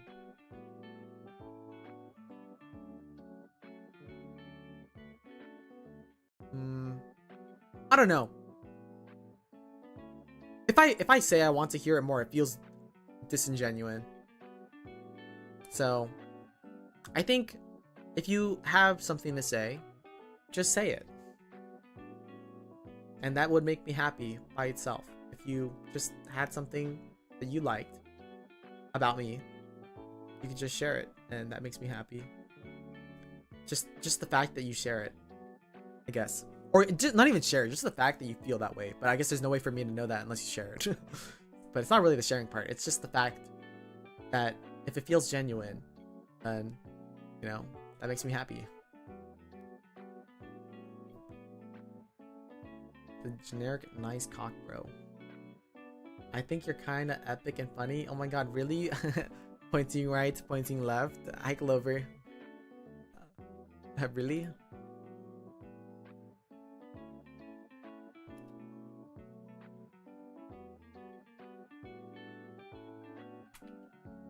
Blushing. Blushing, flushing. Blushed, blushing. Oh, I accidentally closed Marshmallow. Fuck. I was closing all these tabs. Oh, the other questions. Do you exercise, or are you a sentient being? Honestly, I used to exercise. I don't really anymore. I really should get back into working out. But it was fun working out. It's just that, I don't know, I ran out of time, and then it was difficult. And also, the people my workout partners, we stopped going together, so I need someone to drag me out. Kind of the same with sports. I need someone to drag me out. It's hard for me to work out by myself, so it's been a while. Are you a sentient being? Yes. What's your boba order preferred treat? I like ice cream. Propeller hat. I like ice cream, but I like boba too. I like my preferred boba order. I like from my local place. I like rose green tea with lychee jelly or boba, but I don't really get boba that often. Like boba pearls. I like grapefruit and Yakult. That's a recent thing. And I like herbal tea with grass jelly. Those are like my top 3 favorite orders. Depends on the place I'm at. Yeah.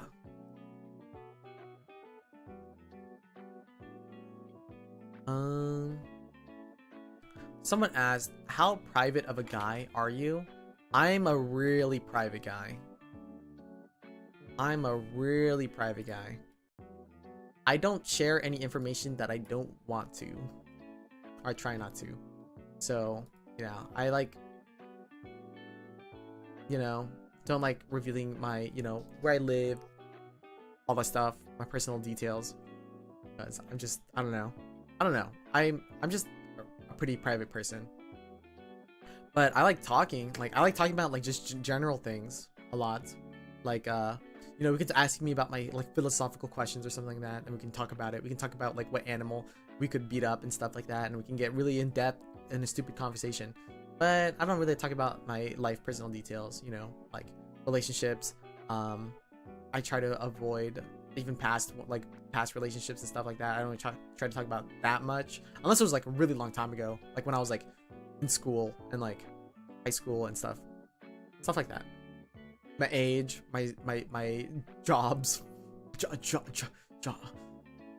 sometimes it depends on just what I'm feeling to share, but most of the time I won't freely share information about myself,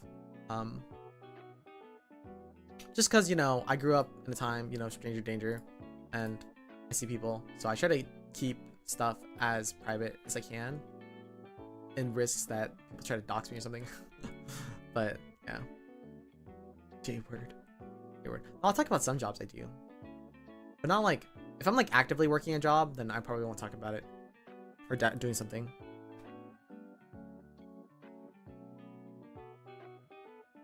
Rose lemonade. Ooh, that sounds good. Floral, like citrus, sounds good. You need a propeller hat emote. Should get one. The dog. Someone asked, what are your thoughts on buying life insurance, and how good of a driver are you? That is such a sus question. You sound like you're about to kill me. Okay, what are your thoughts on buying life insurance? I feel like isn't it a scam most of the time, because you're paying for who knows how long. I feel like it's a scam. I think you should only be buying life insurance if you know you're gonna die. At that point, like, what's the point though? I'll buy life insurance if I'm going into war, I guess. But I guess if I die early and I don't have life insurance, then like, fuck everybody else, I guess. Like, don't gotta do with me though, I'm dead. And how good of a driver are you? I'm a pretty bad driver, I would say. I don't really like to drive. I have my driver's license, but I don't like to drive, and I don't own a car. And I have not driven since pre-COVID. So it's been like 5 years since I last drove. I've been trying to get back into driving and trying to relearn. I just don't think I'm good, because I have a pretty bad depth perception on my of the opposite side of my car. How do you go out and get sweet treats? I walk, or I go with somebody else, like a friend, because I live near some friends, so sometimes we'll get them to take us. Also, a lot of my friends don't drive, so we have like we have some designated drivers in my friend group. A lot of us don't drive though. But I'm luckily, I told you guys how I have like an ice cream place I really like. It's like literally only like 4 or 5 blocks away from me, which is like a you know, less than 10-minute walk, maybe it. So yeah, I live pretty close to some places. Designated driver for sweet treats. Yeah. Do you car with Tower with how cheery you are with Costco gas? No, I share a Costco membership with some friends. We share it. Well, I bought it. I pay for the Costco membership just so they could take me and get hot dogs. And then they get gas. It's a win-win. Win-win.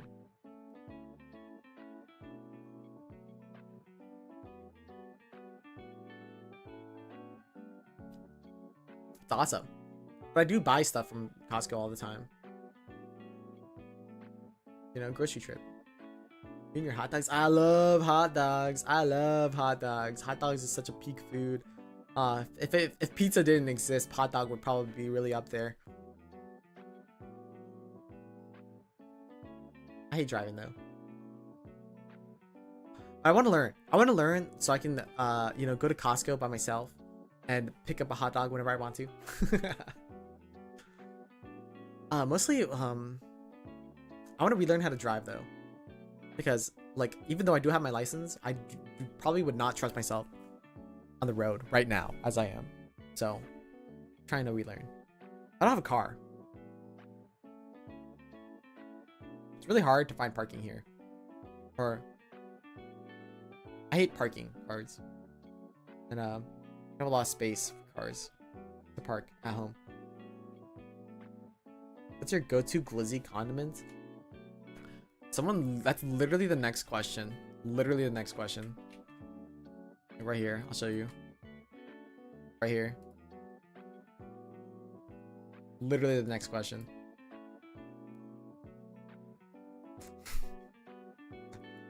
What are your favorite hot dog? Like, this is the last one below that. Oh my god, I fucking... Okay, there we go. What are your favorite hot dog toppings and favorite type of sushi? My favorite hot dog toppings? I like ketchup. Okay, well, I used to, when I was a kid, I used to get hot dog or ketchup and mustard, or ketchup and mayo. And then as I grew older, I just started doing ketchup only. And then now I like ketchup and mustard. But my really peak hot dog topping is chili and cheese. Like Sonic. That's peak. I love a chili dog.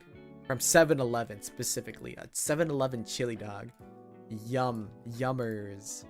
Big yummers. But yeah, that's pretty much it. Favorite type of sushi? I like unagi. And salmon. And I like also like imitation crab. So I don't know about type of sushi, but like if it has those three things or one of them, well then one of those three things, those are my favorite. What's your favorite type of cuisine? I don't know. I don't know. I like a lot of cuisine. It's hard to pick a favorite. Japanese, I like Japanese food. I like Korean food. I like Mexican food. I would say those three are my top, probably my top. I like Middle Eastern food too, though.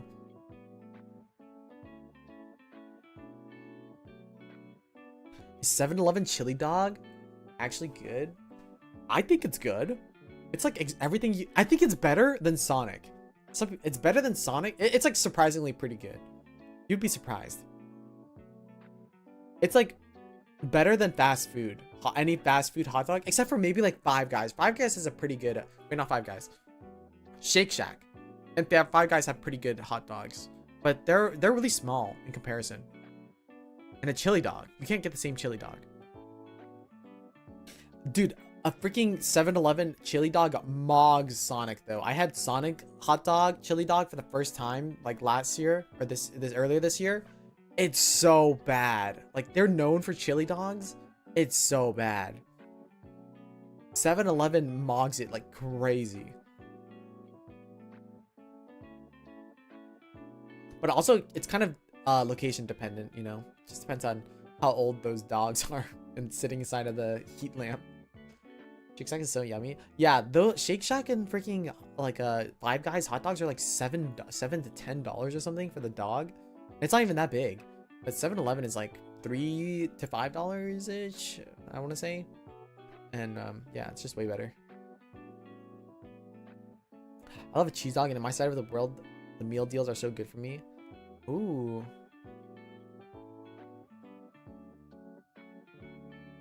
Yeah, I would never go to Five Guys.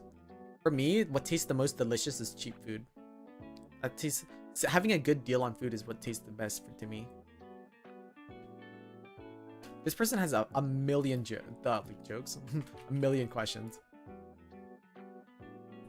They said, "Hi Phreid, I have a few questions. Would you rather date a phantom or a ghost? I'm not sure what the difference is." I like dating phantom. Growing up, it's a phantom. Kind of the same though. What world did you like playing more in Vcraft, Phreid or Phreid? Phreid was more fun to act as. Phreid, Father Phreid is the character I was attached to the most because, you know, that's me. Do you prefer cat boys or dog boys? I don't really have a preference between a cat boy or a dog boy. If I had to say my personal taste, not what I would be, I think I like cat boys more, I would say. I don't really know that many dog boys though. Like I know people who are like dog, you know, some like VTubers who are dogs, like dog adjacent or something, but you know, they don't really lean into it like a cat boy does. It's not really, it doesn't feel like a huge part of their character. I've seen like dog girls like Korone and like other like VTubers or like like female dog girls. I think they lean into it, like Fuwawa, Mokoko. Like, but not really dog boys. You know what I mean? So I guess cat boys. I don't know. Prowler's a dog. I can hear his voice doing that. That's true. I do like Prowler. So who knows?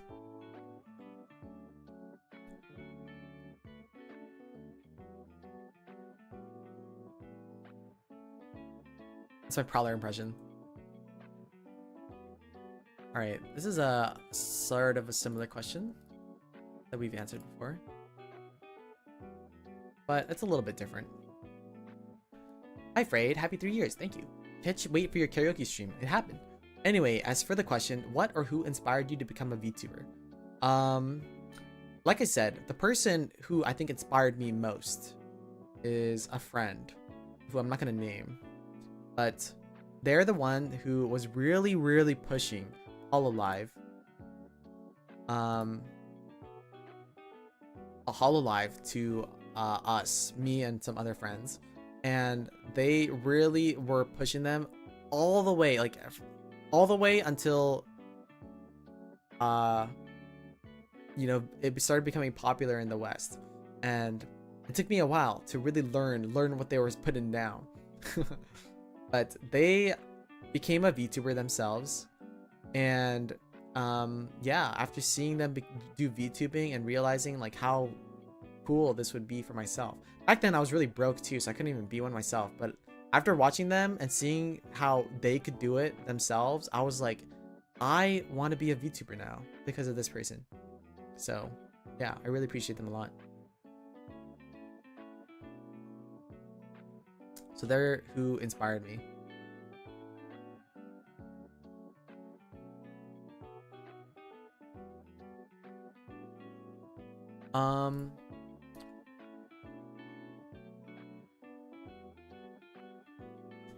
So this one says, what's your stance on fanfic featuring you including ship content, and would you rather that it's not brought to you directly? I like fanfics. I don't know what fanfics, honestly, I don't really read a lot of fanfics, so I don't know what that would entail, but if it's like non-NSFW and like non-romantic with other people, yeah, I would like love to check it out. Like, I wouldn't mind that. But if it's ship content or involves relationships with other people and stuff like that, or NSFW works, I would prefer that to be outside of the tags. But if it's just like a story, like if you want to write something for like Father Phreid or Phreid or something, you know, and it's not ship or NSFW. But I don't know. I feel like with the way people talk about it, it may inherently always be like that. But I guess for future things too, if you want to write something, I don't know. I would like to read it, even if it is ship stuff. Like, I'm curious to what I just want to read the things that spawn from my own creation. You know what I mean? Like, it's my own curiosity. So I don't know. Yeah, keep it in a separate tag probably, because I know some people don't want to see that, especially if it's like if you're drawing other people or writing for other people, they probably don't want to see that in my main tag or something like that. So yeah, you should probably have a separate tag for it if it's ship content and NSOW. There's yaoi for eyes to see. Yeah, there's yaoi everywhere for those with eyes to see.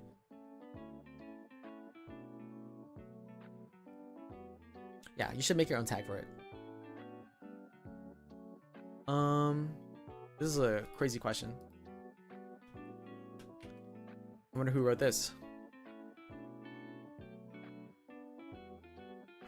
How would you rate your Riz? Or maybe your own Riz power is Pepega, but your Riz advice is masterful. Or are you just Riz all around? This is some fucking Zoomer speak going on here. Rate my Riz? I think I have L Riz.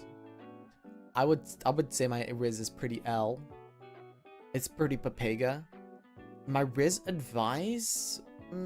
I think I have better awareness when it comes to other people. I feel like that goes with most people. They have better awareness of Riz and relationships when you have an outside point of view, right? So I wouldn't say it's masterful, but I don't know. I've given relationship advice to other people before, but I wouldn't say it's masterful. And I think for my own personal Riz, it's an L Riz. So yeah. What does Pepega even mean? It's an emote. Can we type it in Twitch chat? It's this guy. Basically just like stupid. Like brain empty. You're like you're brain empty stupid.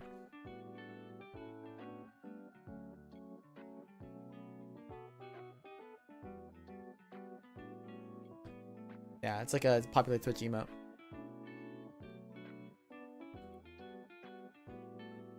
Someone says, have you ever considered writing fan fiction? From what I've seen, you would be pretty competent at that. First of all, thank you. Second of all, no. I have not. I've considered writing fan fiction, but or just not even fan fiction, just like fiction in general, but I'm honestly not that well read. I probably wouldn't attempt it. I feel like such a poser or a fake if I tried. I don't know, because I'd like to read more books before I attempt to do any writing. And I don't know, I never really gone to reading. I never have the time to read, or the willpower. The computer calls to me, the screen calls to me. I could listen to like audiobooks, but it just feels lame. Like I'm the type of person who, like, if I'm gonna read a story, I want to like sit down and read the physical words in a physical book. And because of that, I don't know. I need to get over that hurdle maybe, and then maybe try some audiobooks or something like that. But I don't know. I'm really not well read. Hey, Kiara. So, yeah. I haven't considered writing fan fiction. Or I considered it, but I don't plan to do anything. Asai. I do have like stories that I want to share though. One of my goals is I want to make a story, share a story. I want to like make a game or a song or like some visual novel or something, or like even just like write something, a story, and share it in some form. That's like, I want to do some sort of storytelling. And I kind of had that a little bit fulfilled, just a little bit. I wouldn't say it's like fully complete with Vcraft, but it was just a little bit of taste for me. But I want to eventually release something like that one day.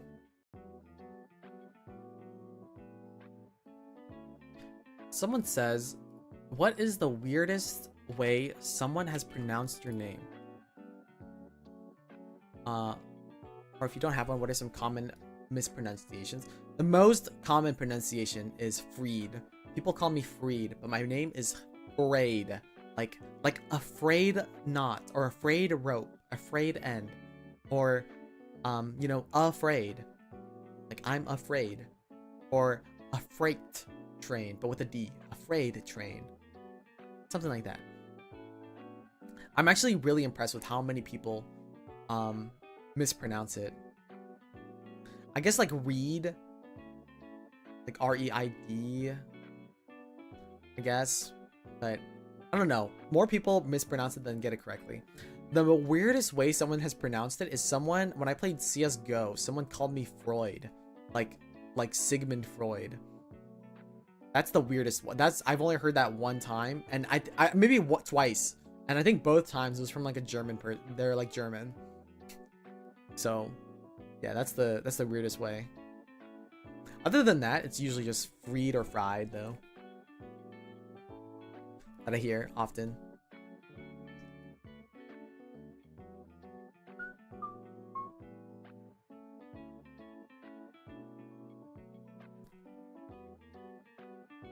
Sigmund Freud, exactly.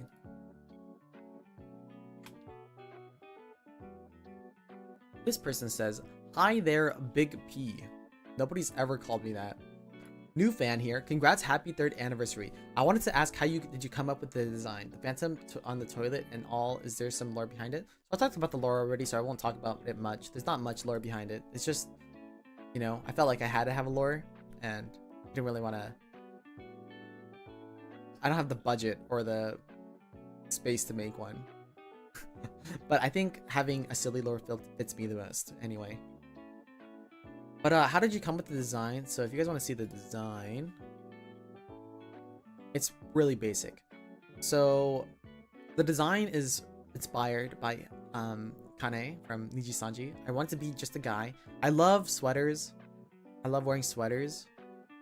And I love long sleeve stuff. So that's pretty much it. And everything else is like pretty boring. It's a pretty general design, you know. It's not something anything crazy. But when it comes to like everything else, it's kind of just everything I like. I like middle part characters with middle parts. I like the little side bang, this little thingy that people have in anime. So that's why I like that. And then the earring was just kind of like, I just felt like I should put something there. I like moles. That's why I have a little bit of a mole right here. In case you guys can see, but you guys can see it a little bit better now. Sometimes you can't see it. It's a mole because I like moles. And then the eyes. You know, the eyes are because whoa there. I can't open my eyes. Oh, the eyes. It's honestly, to be completely honest, Blue Lock. Actually, Blue Lock and Say. I don't think Zay knows this though, but I liked because like when I read manga, you know, it's really cool. Okay, the eyes I get inspired from like other animes like Gin Ichimaru from Bleach, and I don't know, other characters I can't think of right now that have their eyes normally closed.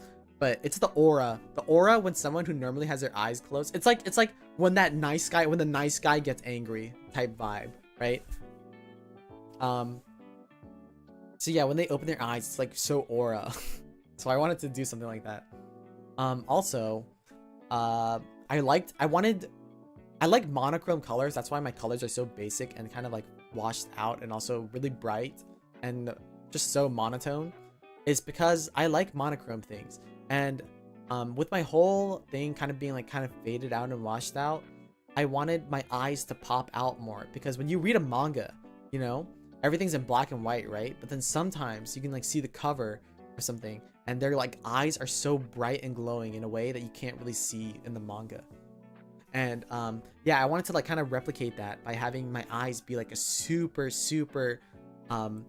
vibrant blue, because the main character of Blue Lock has blue eyes, Isagi. Mainly from him, but like, or like not mainly from him, but like he was seeing his eyes is like a big part of it, like the stylized version of that. So that's why I wanted the eyes to pop out. I just picked blue because it matches the color scheme. It could have been like purple, it could have been pink, could have been whatever, but blue because my whole thing is blue. Yeah, so that's why I chose that. Would you add a toilet? No. 2.0? No. I have an idea. I talked about it. I've had an idea for a 2.0 outfit. If I ever get the funds to commission one, I already have some kind of a general design idea in mind. So, you know, there's no toilet involved. But yeah, that's why my eyes are like that, and that's pretty much the rest of the design is just because I like it. Nothing else. Someone said, do you like bugs? Do you have any stories of bugs? I don't like bugs. I don't have like an immense fear to them, but I find them gross, especially like cockroaches and stuff. And I do have one story with a bug where I was camping one time, and then I was with my parents when I was a kid, and we were camping. And I guess they left the tent door open, and I woke up and there was a big ass bug just sitting right in front of my like lips, like next to the like on top of my sleeping bag. And that was so gross. I like freaking like scrambled to get out of the tent, jumped out of the tent. And then I've had like many stories with like cockroaches, but typical stories. Like gross. Have to kill them. Any game you would like to play that you feel missed out on when it came out? I'm really immune to FOMO when it comes to these types of things. When it comes to like a game, like a specific game, I'm pretty immune to FOMO. In fact, I kind of intentionally don't play games when they come out, because well, well, I don't intentionally don't play games when they come out. I don't watch streams of it because I like to play games blind. But also,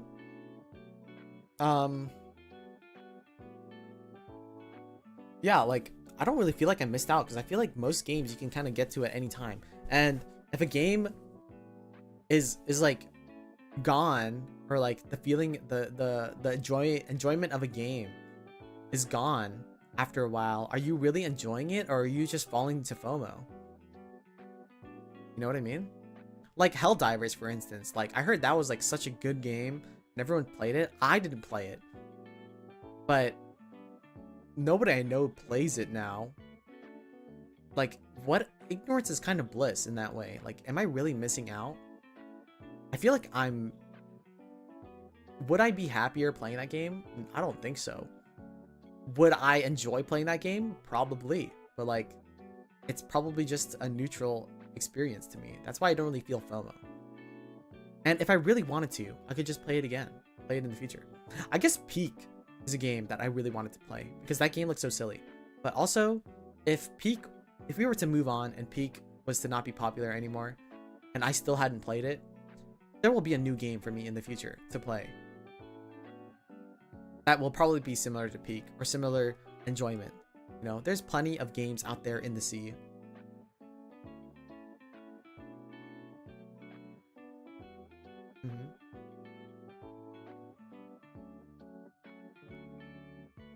Why'd you say yikes, Ginman?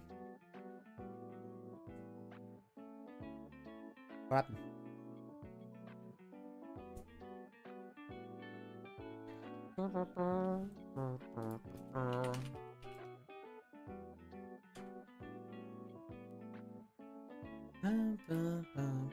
Oh, the Doug? Or the bug? Yeah. Someone said yes or no. Just say no.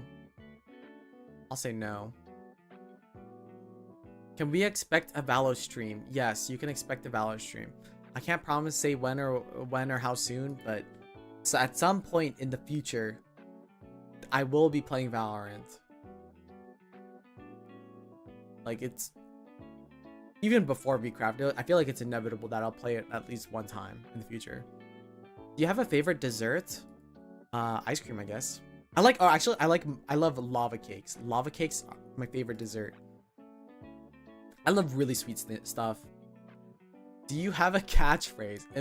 Imagine something like, "Did you ghost me?" I do not have a catchphrase. I guess now a catchphrase right now is "I'm not a cat boy," but not really like an official catchphrase. In your own chat, do you think there's a difference between? Ooh, this is a kind of good question. Let me put this up. Valo. Yeah, I will play Valo eventually. I have it downloaded right now. Do you think there's a difference between YouTube chat and Twitch chat? I definitely think there's a big difference. I feel like YouTube chat is very VTuber and idol cultured, and Twitch chat is like very degenerate culture. That's what I feel like is the difference. Degenerate like in a positive way, kind of. And they're very different experiences, and I try to cater to both. But I think if you're in both chats, it's very different. I think not even just in my chats, in all chats. At least when it comes to a VTuber's chat. So you hate us. I think you hate me. You hate everybody. I think Twitch chat is a bunch of haters. Right, guys? Right, YouTube chat? YouTube chat is like the lovers and Twitch chat is like the haters. Sorry, some people might get caught in the crossfire. We just like to banter. Yeah, they're the haters.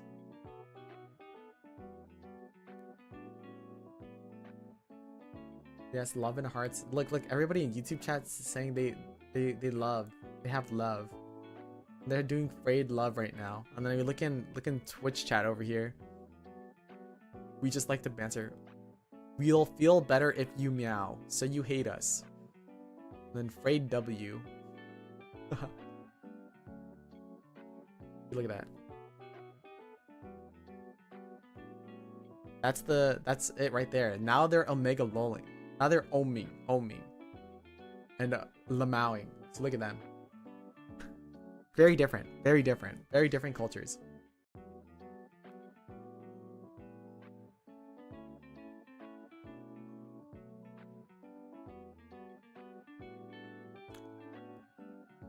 I don't know. I do like the support that the VTuber community gives, like the VTuber community, VTuber fan community gives. But I do like the banter every once in a while. I like, or like pretty normal too. I like especially emote banter. Like Lamau is so awesome and is so awesome.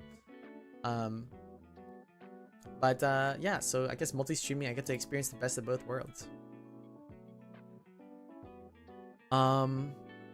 Someone said, have you ever tried wearing a skirt? I have.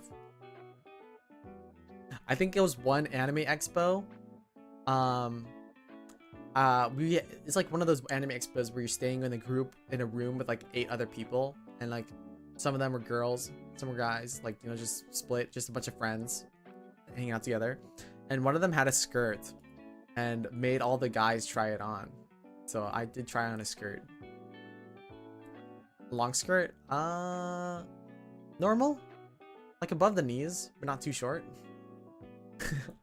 I have tried one on. I think that's pretty much it though.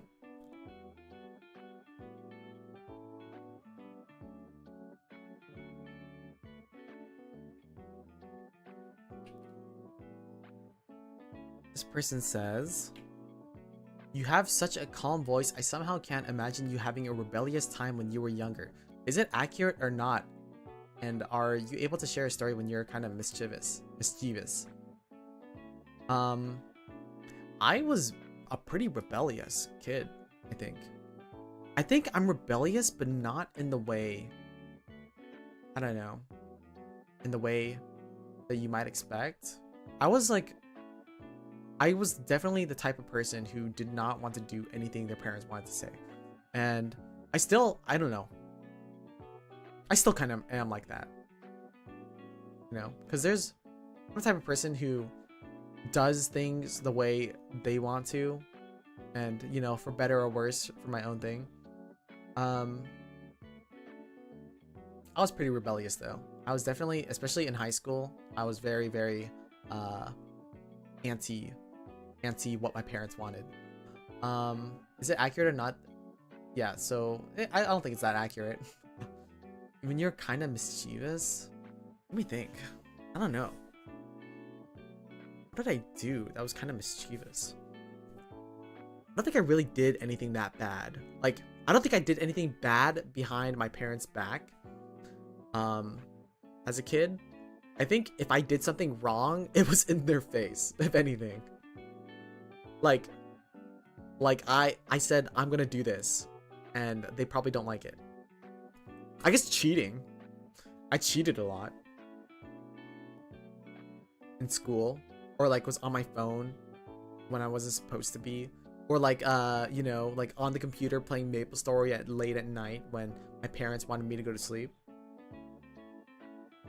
What do you mean I am very normal about this info? Why are you saying Taskaru? What? For telling a story? For what part? Oh, are you talking about the skirt? Oh, okay. Anyway, yeah, I was very rebellious. Not very, not the greatest child, or teen, or adult. If you were a wait, okay. Well, this person wants me to put it up. If you were a food, what would you be? I don't know. Never really thought about it. I would have to be something really sweet because I eat a lot of sweets. I love sweet things, so it'd be something really sweet. Maybe white chocolate. I like white chocolate. I'm not white though. Just like if I was a food. Something that's like, but is that really my personality? I don't know. I just picked that because it's like really sweet. Marshmallow? I don't know if I'm marshmallow. I don't think I'm that. Am I that soft? Maybe. Yeah, maybe I mean, marshmallow and mochi are kind of the same vibe. Gotta clarify, he ain't white. Some people think that. Do you guys think I'm white before I mentioned I'm Asian? My parents would take me and my best friend to random sleepover, and my parents were like, "Oh, do you want to go to DC?" And her mom was like, "Yeah, go ahead and have fun." Oh, that's so sweet. My parents were kind of the same too. At some point, my parents were like, if I ever said I was gonna go somewhere, my parents were like, "Okay, you need to go outside. Stop playing Minecraft." Well, they didn't know Minecraft, but I was playing Minecraft, and they would be like, "Stop playing Minecraft. Go outside." Okay, you want to go somewhere? Okay, do it. Do it then. Go outside. Just do it. Just do whatever. We don't care. Just go outside. Just get out of here. A white Californian? You have the Asian American accent. That is crazy. What is the Asian American accent? No one's ever said that before. Am I getting hate crimed? My fellow Asian radar went off, but nothing legit to go off of. It was just vibes. That's a thing? I don't even know. I think there is an Asian... I don't want to say Asian American, but like, I think if you are in California, there's that, you know, that, what's the ABG equivalent of a guy? I don't know, Asian baby boy, an ABB accent. I don't think I have an ABB accent. ABBU. I don't know, ABB. Well, yeah, I never hear that, but I guess it's the only natural progression if an ABG is a girl. Kevin Nguyen type. I can just tell by how you talk. I talk similar as well. Interesting. I don't even know where I got my speech mannerisms from, because I feel like a lot of people I talk to don't sound like I do.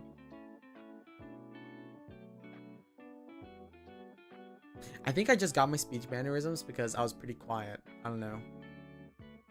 That's why I'm soft. I'm a really quiet person.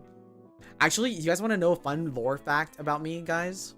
Speaking of the mischievous question, do you guys know what a referral is in school? When I was in 6th grade, I got like 10 referrals. And you guys want to know what for? We're talking too much.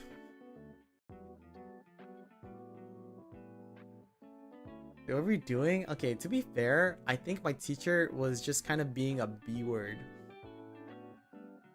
Trying not to be misogynistic, but like, I had no better word to describe them. But like, I would just be like, can't a kid just have fun? Like, I was talking to my friends. And it's not like I was a bad student either. You know, I blame them for me evolving into a bad student. I think that year kind of changed the trajectory of my life, because I was like I used to be like a really cool and social person as a kid, like way in my earlier years, like 1st to 3rd grade or something. And then I don't know, this teacher, I don't know, something was going through her life, but she would just freaking start spamming me with referrals like every other month or every month. Like, and I just accumulated so much, and then it was like so bad. And like literally, I did my work too. Like, I was always done with my homework, but I think she was pissed because I would talk to my friend who was not done with their work, and then she would just punish me for talking with them and like disturbing him, I guess. Yeah, I kept getting it though. Farming IRL. I know. There was this one time where I went to blow my nose. I was like, when I was growing up, I used to have really, really bad spring allergies. So I would like go to blow my nose a lot. And I was like, I remember being at the, you know, like at the tissue box at the back of the class. And I'm just blowing my nose. And then my friend comes up to blow his nose as well. And he starts talking about a joke. Or stop talking, and then I said this crazy, we're having this joke or something, and then we're talking about, I think, lightning rods for some reason, and I was like, I have a lightning rod in your mom. Or I put my lightning rod in your mom or something like that. And he laughed so hard that the teacher got so mad and gave us referrals. Like, it was crazy. Like, come on, man. Didn't do anything that bad. Yeah. Yeah, and then I went to a school. I went to middle school, and all my friends they like went to a different middle school, and I went to a different one. I like knew like pretty much nobody, and I became so quiet and reserved, like I am now. Because there could have been a different life. Oh, also Maple Story. I started playing Maple Story in like 4th grade or something, and I met some nerds who are my good friends now, but they're nerds. I used to be like doing sports and stuff, and then I started playing Maple Story because I got introduced to it. And then now I'm like I hang out with a bunch of nerds. I could have been an athlete, guys. Maybe. Not really. I probably would have ended up here anyway, but I stopped talking to my cool sports friends and started talking to my Maple Story friends. Could have been a different world. A different world where I play sports and I'm an extrovert and talk a lot. Or like really high energy. I don't think I was ever that high energy, but I was sociable. Jock Phreid. I had so many girls who had crushes on me. Reminds me when I got detention after the teacher told us to be quiet, but my friend was having trouble holding something. I asked too loud if she needed help. So stupid. The first year of high school was just straight up racist, and it wasn't surprising because there were like 14 Asian people. Yeah, I feel bad. Like, I'm so blessed to grow up in a diverse and minority-filled area, so I didn't really experience that much racism. I mean, I still experienced racism, but they were from other minorities. Not like white people racism, which I think is probably worse. I don't know though. Asians can get kind of racist. Actually, everybody gets racist. Everybody's a little bit racist. Racism isn't like one sole thing.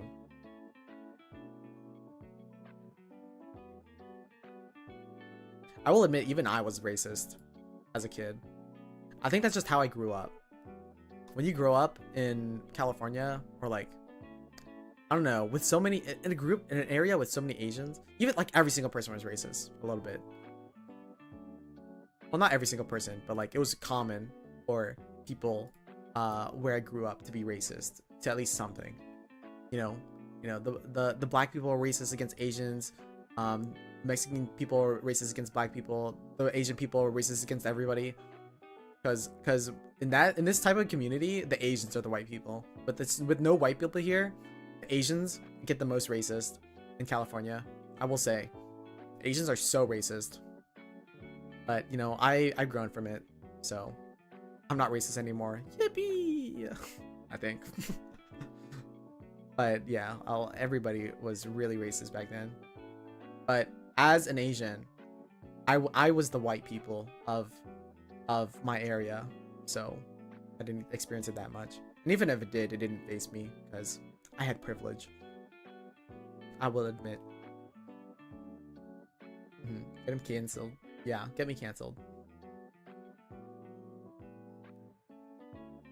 No closet racists here. That'd be crazy.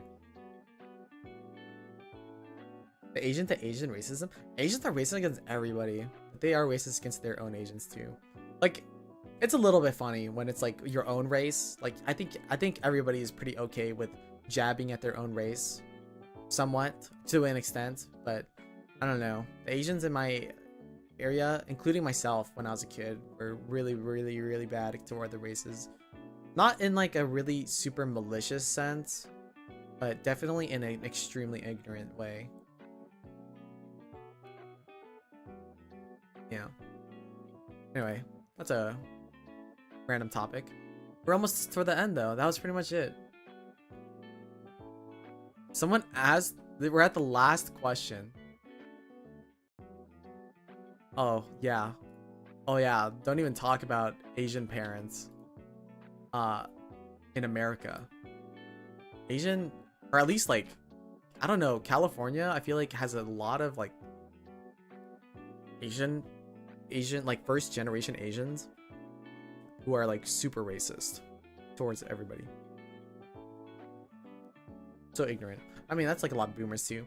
This is the last question. I don't know what a frog is, and at this point I'm too afraid to ask. What's the story behind it? There's literally no story. The frog comes from a drawing I have, And it's just like my favorite drawing that I drew of the not a clam. And this comes from Gartic Phone. Actually, I'm pretty sure I drew this in Gartic Phone. I don't remember what the full context of it was, but I just like the drawing. It's my favorite form of Not Afraid. A full favorite complete form of Not Afraid. Not a clam. So that's kind of what I just default to when I show people it, because it's so cute. I mean, I'm glazing my own drawing, but like, it's just so cute. I love it. Reminds me of a Pokemon. That's it. That's all the lore is. There's no nothing it represents. It's just like if the Phreid Spectre Not a Clam was to have a full physical form, because I guess right now in Phreid lore it's kind of like my ghost form. Technically it's literally me. It's not even a separate creature, but it's me as a ghost, like in a little like ghost sprite. But if it were to have its own life, its own will, as a pet, as a mascot, it would take the form of this frog, possess this frog, and then it would look like this. That's all the lore is. Frog. Yeah, I love the frog. Alright, that was the last question. Okay, before I'm gonna end stream pretty soon, because we've been streaming now for like almost 12 hours. So any last questions from the audience? If you want to, someone sent a Phreid W, it's probably where. If you want to ask another question, feel free to do so here. Or if you're shy but you have a question in mind, here's the link again. I'll just do this for another like 10 minutes, or until I feel like there's no more questions coming in.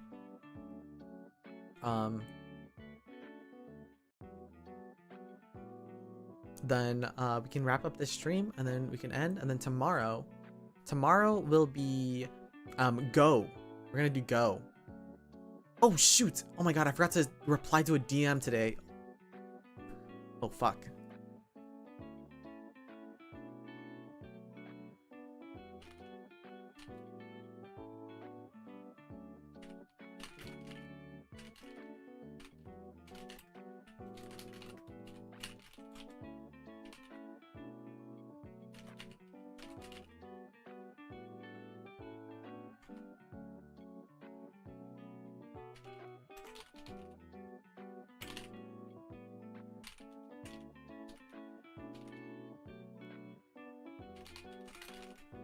Oh my god, I forgot to reply to a DM.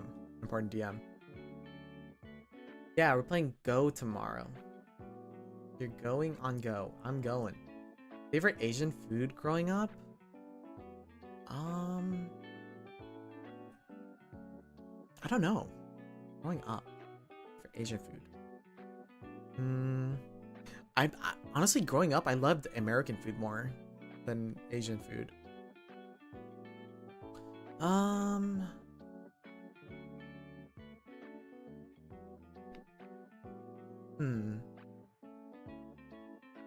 Egg rolls? Egg rolls? I like egg rolls. Like you know, like the deep fried ones. Pandan waffles? Ooh, okay, wait, pandan waffles are pretty goated. I feel like I eat egg rolls more often though.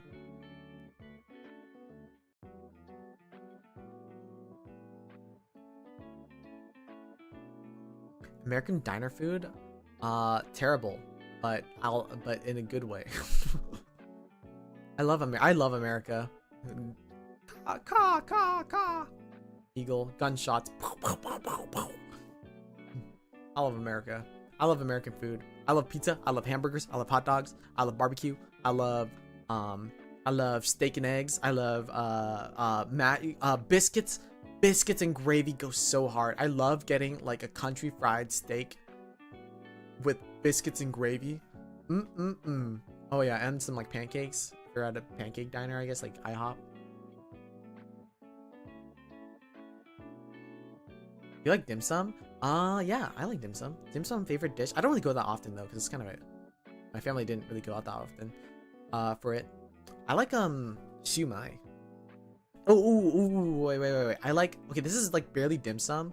I like the bao, the bun, the pork bun, chashu bun, and I like the custard, the salted egg custard bun. That's like really gooey. That's my favorite thing at dim sum. It's the dessert. But I also like shumai, and I like I like the chashu bao, but I don't really get it. Like, I get it because I like it at dim sum, but I feel like it's better outside of dim sum, like a random bakery. What the fuck is a kilometer? Clam chowder. Ooh, I like clam chowder a lot. I love clam chowder. I had the best fucking clam chowder in Seattle when I went to SakuraCon. Yum. I want to go back. I don't really get it that often, but I love clam chowder. You have an American flag on your porch? Yeah, with the swastika. Sorry, Peacemaker reference. Peacemaker reference, guys. Don't cancel me. Peacemaker reference. Peacemaker reference. If you don't know, don't say anything.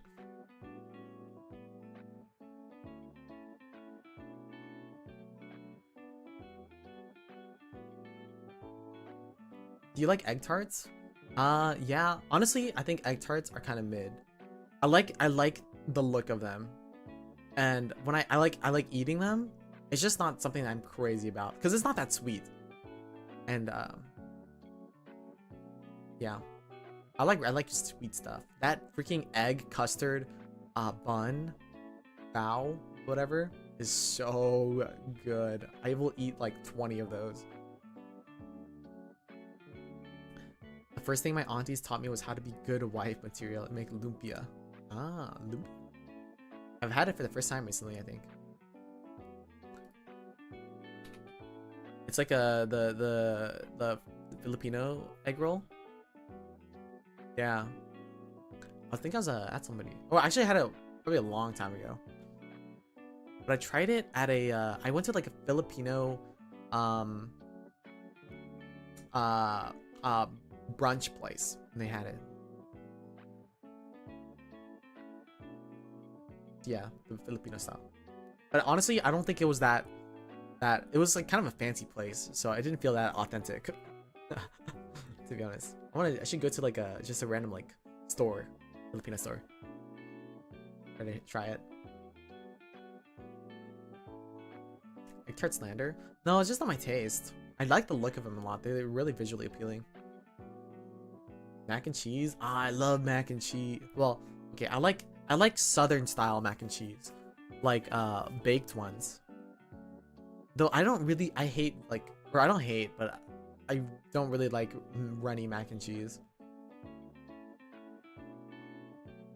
Can you buy egg tarts and stream mukbang? How would I do that as a VTuber? How would I do that? You guys can just watch me eat, listen to me eat, with my model being like.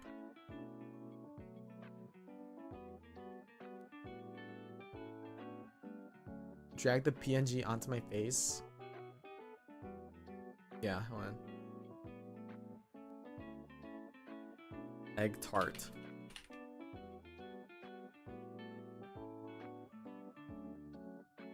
Most like shitty looking egg. Well, it's not shitty, but nothing special. It's like that cat. You guys know that cat eating chips?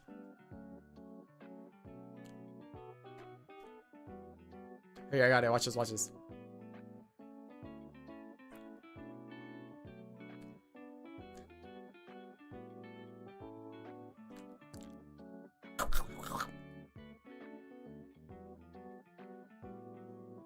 Blech. Here you go. Here you go, what?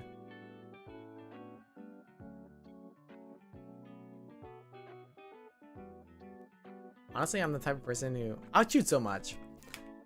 I take really long, big bites. Wait, are you gonna finish that? Oh yeah, here you go, Jin. Right here for you. Half eaten.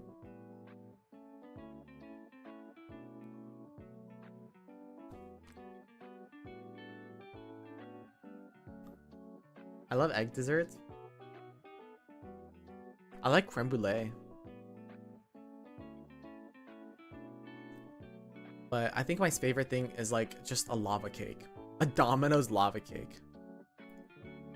Someone said, why are you so cute? Someone else said, have you been to other countries? Not that many, to be honest. I've been to Mexico because it's really close to California, and my parents traveled there a lot. I went on a cruise that visited a lot of countries in the Caribbean, but I didn't really experience them, I would say. I've been to Hawaii as a kid. I went to that's pretty much it. I don't really travel that far, that much. Yeah, that's pretty much it. I can't think of another country I've been to. I barely travel even in the States. Well, I've been traveling more recently, but yeah, I want to go to Japan. You know, land of the animes.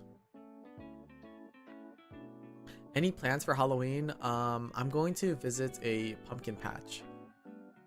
I think. I didn't make the plans. Just got invited to go to like a pumpkin patch or some maybe like corn maze or I don't know, something like that. So that's my plans.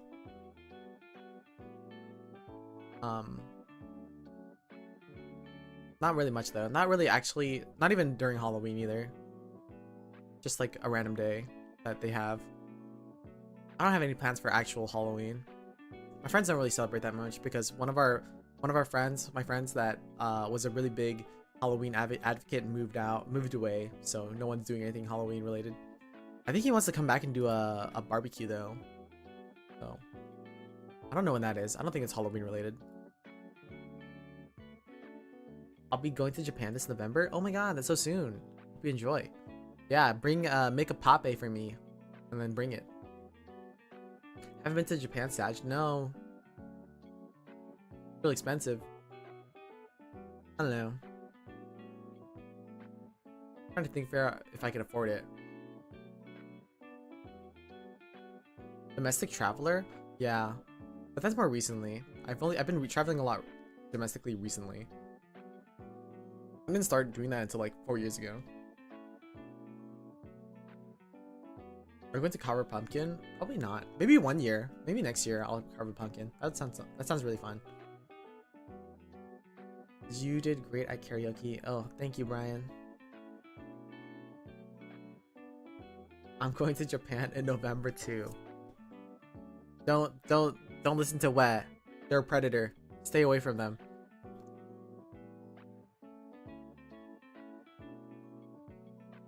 Don't meet up. Going apple picking. Ooh. I want to make a cider. I love apple cider. Apple cider.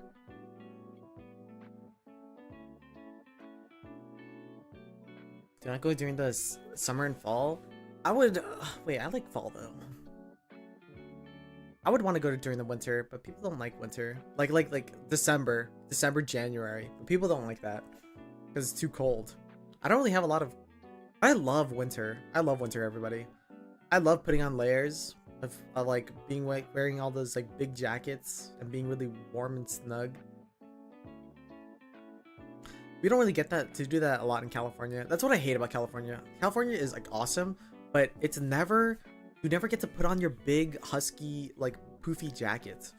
I have like sweaters. I have so many sweaters in real life that I'd never wear because it's too hot. It's like never the temperature to wear it. You know? Like, man, I can't wear all these like cute sweaters I have.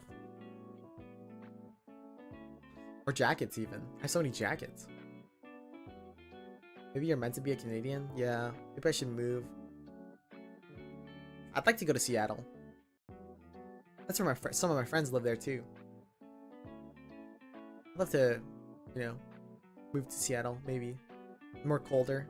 I like the cold temperatures. California has great weather though. Great year-round weather. So, I like it here too. Seattle food's so good. Fresh hot apple cider, dude. Oh my god, I want some. I haven't had fresh hot apple cider. I just love apple cider in general. It's so good. I love juice. I love fruits. I love fruits. Guys, shout out Weird Explorer on YouTube. Shout out Weird Explorer Jared. He like eats a bunch of rare fruits and does a bunch of stuff with them. It's fun. I just watched his video earlier today, actually. Watched him eat a I don't even know what the fruit was called, but he said it tastes like a better avocado. It looks so good. Love winter. You can get warmer easier in winter than colder in summer. Exactly. I hate that. Jared is awesome. Exactly. What are your favorite fruits? Watermelon, Korean pear, honeydew. I love all the melons. I love cantaloupe. I love watermelon. I love honeydew. So let's just group that in one. And then I like Korean pear. I like I'm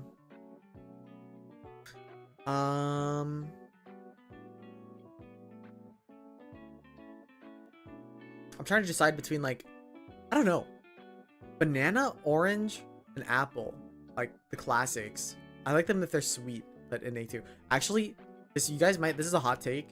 I really like underripe bananas, like a little bit underripe where it's still kind of green.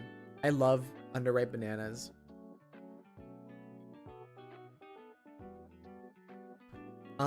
I like I had dragon fruit the other day. It's pretty good. But like not peak, I think. Lychee, rambutan, durian I like a little bit, but not too much, not too often. I like grapes, especially Concord grape, like the green ones, the cotton candy ones. Concord grapes are good too. I like I don't know. Actually, I'm not the biggest fan of eating berries just raw. I like them in like smoothies and like pressed into like a jam or something, but I don't really like them that raw that much. Like raspberries and blackberries and blueberries. I love blueberry muffins and blueberry baked goods, but as a fruit just to eat raw, it's like not my favorite. I like lemons too. I used to eat lemons raw.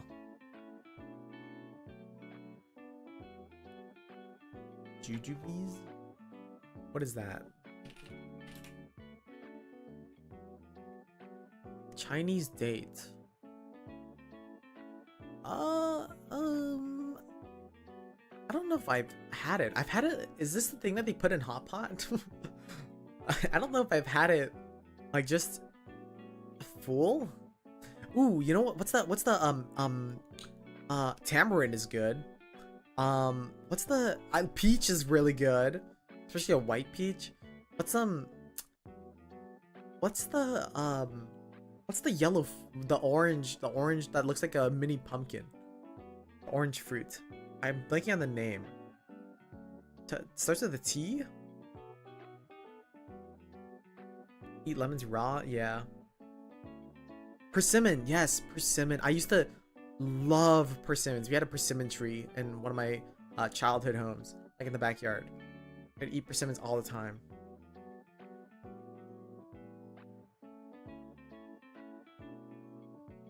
You mentioned mangoes. Okay, I like mangoes. I think mangoes can be hit or miss. I like fruits that are my favorite form of eating a fruit is when it's really cold, like chilled, or like just put in the fridge for a while, you know, to its maximum chillness. But mangoes are like too they're bad at absorbing cold temperatures, so I like them. They're kind of a pain, like kind of like get everywhere too. I don't know. I like them though, but it's not, I wouldn't say it's my favorite. That's my hot take too. Bro called them pumpkins. I said they look like pumpkins.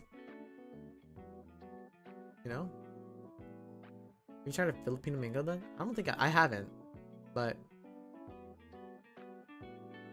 I mean, I think it's alright. I think it would be like B tier. Mangoes would be like B tier for me. Mango shake is good though. Yeah, but the mango like shakes. The thing with shakes and fruit smoothies is they're not cold. I actually prefer eating fruits raw and cold and chilled.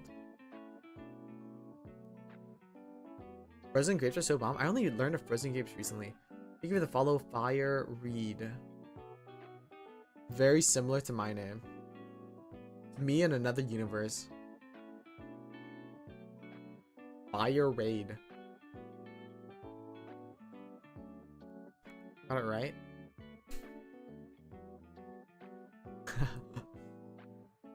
First time? Yeah, it's very similar to my name. My name's Phreid. You're Phreid. It's just me. Your name is like mine if I was in a video game universe.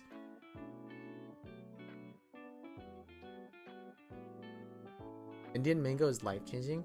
I haven't had it. I've had like a dessert from an Indian dessert, but maybe that was it, but maybe it wasn't. My friends are sent by big bags of tangerines. I like tangerines too. Shine muscat grapes. Maybe not. I've heard of muscat grapes. Shine though? No, I don't think I know about shine. Are muscat grapes and shine muscats the same?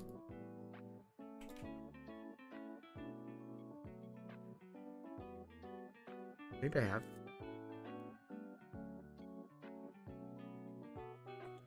Someone in the marshmallows said, "Quick, if you were to put something on beans, would it be ketchup or mayo?"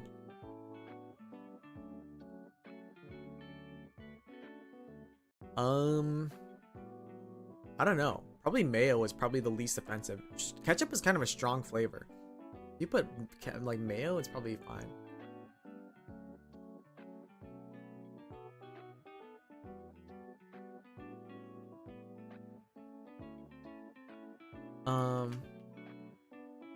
This is what somebody said as well. This is probably the last question I'm gonna answer today. Oh, I forgot to take the marshmallow one, like the big thing, but we'll do this. I don't care if you have answered this yet, but did you expect this many new viewers from Vcraft? Is there any quote or saying that has stuck with you? Okay, first answer is no. I did not expect this many people. If you guys didn't know, I was sitting at, I don't even know. Like, honestly, I don't even know. I don't like to talk about numbers because I try not to pay attention to numbers. But at least follower wise, I was sitting at like the 1.5k followers on Twitch and 500 followers on Twitter. So now I'm at like 4,300 on Twitter and 2,200 on Twitch or something like that. I was at 0 on YouTube. And now I'm at 2,000 on YouTube, so there's a lot of people there. Yeah, I guess that's kind of easy to see. I try not to look at like my viewership or anything like that because, I don't know. This is a whole different bag of worms. But I just am not a fan of the mental state that puts people through, including myself. There's like that whole thing. I was like so close to doing a rant post about the whole viewership on Twitch thing, but like kind of the opposite thing where people have like that extension that shows you how many people are supposedly quote unquote like viewing your stream and how many people it shows is viewing your stream. And don't clip this, okay? But I just want to talk about it because it was kind of like peeving me a little bit. But it's just like so mentally ill, I think. And I say that in the most like general and like helpful way possible, that like genuinely looking at that number probably does nothing but give you mental grief.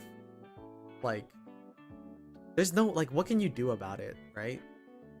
What can you do about your viewership and like that viewership showing? Like, you just have to hope that Twitch uses it, and it's nice to have awareness about it, but like you being able to view that is not awareness. Like, and people just complaining and complaining and complaining, and I'm like, yeah, this is why I don't look at my viewership or my numbers often, because, you know, my philosophy for my stream is that whatever viewers I have, the most important thing I care about personally is having people chat, and people in chat make me happy, and that's all I need. If someone's chatting, that's all I need for me. And, you know, if people are viewing the stream, that's whatever. And if people aren't viewing my stream, that's just on me to improve. That's how I see it. And I could always use more viewers. As a streamer, as a content creator, you could always use more viewers. That's just gonna be the fact of it. And, you know, what's the difference between me having 20 viewers now and like 40 viewers? You know, what's really the difference to me? Not really much of a difference to me. Like, obviously it's a big difference to like in a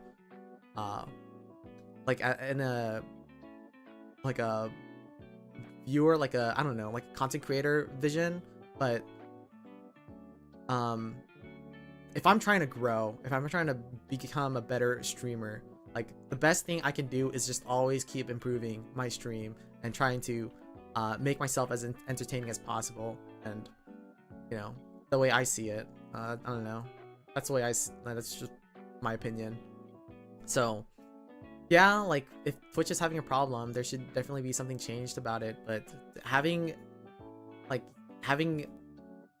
an extension added so that you personally can be reminded at every single second you look at your analytics to see how many people you may or may not even have, because that extension is not completely trustworthy, like that is nothing but grief. Thank you for the follow, Aster Mew. Numbers are infinite and nobody will ever be satisfied. Exactly. I don't know. Yeah, that thing was kind of peeping me. I wanted to like send something out, but also at the same time, I'm like really empathetic to people who, you know, these numbers are sometimes the numbers are their livelihood. You know, I'm lucky enough to be in a position where I don't have to worry about numbers yet. So right now I just kind of take what I can get, but some people, you know, their livelihood is depending on it, and I can especially feel the sadness and the burden of people who are trying to partner push on Twitch. And if you didn't know, for Twitch to get the little check mark, you have to have an average of 75 viewers or like a month or something. So when Twitch like cuts down your viewership by like half, more than half, and that stops you from reaching your average 75, it can be pretty devastating, I think.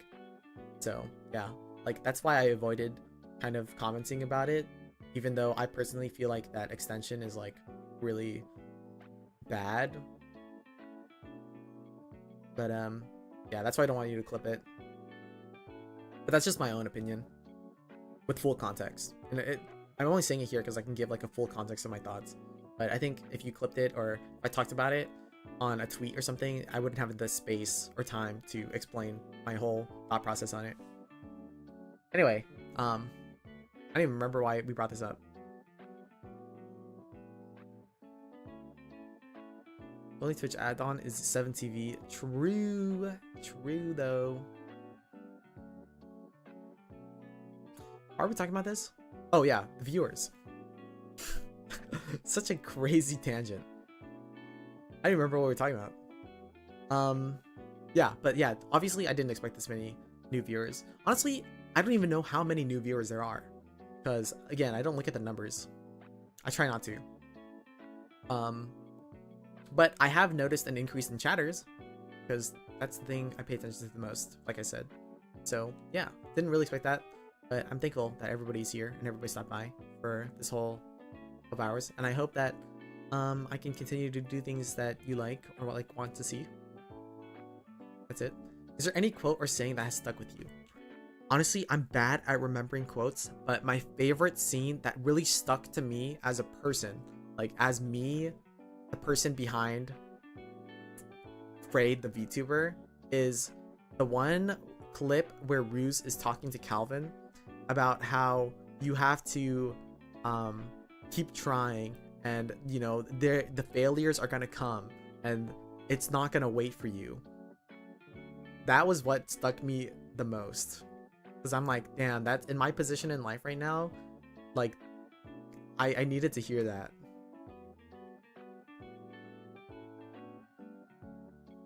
That is like, I feel like growing up and, you know, getting to where I am today, I've always been afraid of failure.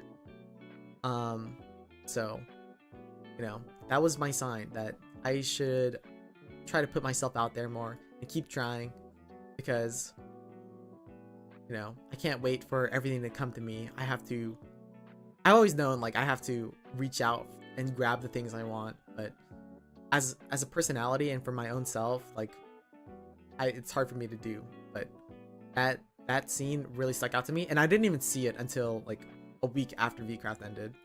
But still,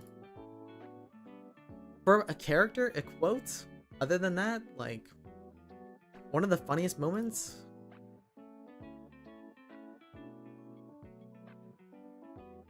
I don't know.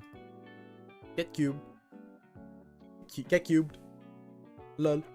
Get cubed. Whoa there. Whoa there. So many. That's like the serious answer though. The one about almost but never? Yeah. Slingshot? Let us know when you want to partner push, please.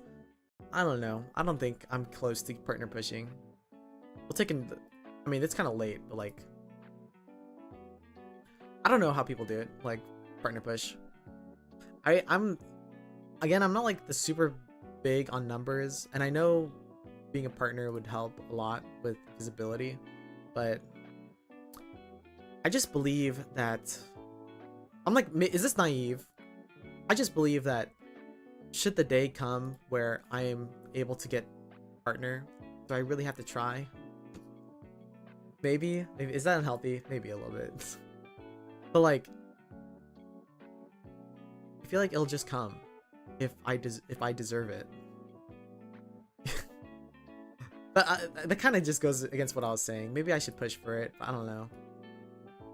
It just feels disingenuous to me. It's weird. It's like, why can't I just earn it with the people that want to watch me? Like, it's kind of pog if people come watch the stream just to help me push to partner. But it's like, yeah, I don't know. Just feels undeserved for some reason. That's just something, a mental block I have to get over. I need to put away my pride and my ego and my shame and just start doing things. Just like Mr. Clifford Relexus says. Is there any quote in general? I don't know. I'm not well read. I don't have a lot of good quotes. I'll go on Twitch for you if you need it. I mean, I don't know. I don't need it right now. I only have, okay, I'm like looking right now. I have 22 viewers, but it's kind of late. I didn't see how much I had during the anniversary stream, but that's an event, so it doesn't count either. You would need 50 people right now to make it even possible. More because, well, I guess more because we have to raise, it has to be an average. So, like, are we right there right now? I don't know. I don't think so. I don't think we're there yet. That's just my personal opinion. I don't know though. But I do, you know, actually, I don't know.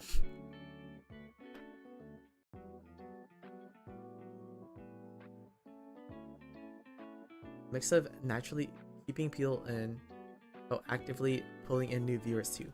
I mean, now that I have a separate YouTube audience, yeah, it would be cool if I did ever push for partner, you guys could watch me on Twitch alongside or instead of YouTube, at least for that time. So that would be nice.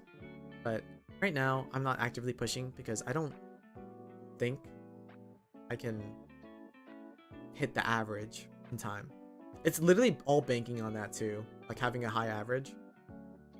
Because the rest of the stuff is easy. It's like stream 20 days, stream 7 days a week, or sorry, stream like 20 hours or something, stream 7 days, 7 days in the whole month, something like that. It's like very easy. And then the second part is have 75 average viewers. So that's like the big thing that everybody needs to do. But once you do that, then you pretty much have partner, as long as you go through review. Yeah, that's my little talks on I guess the behind the scenes and Q&A and stuff, all that stuff. I don't think there's any more questions, so I think it's time to wrap up the stream.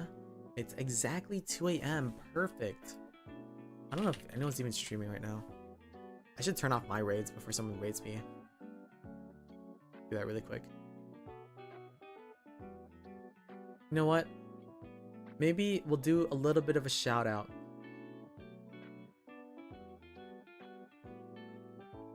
Oh wait.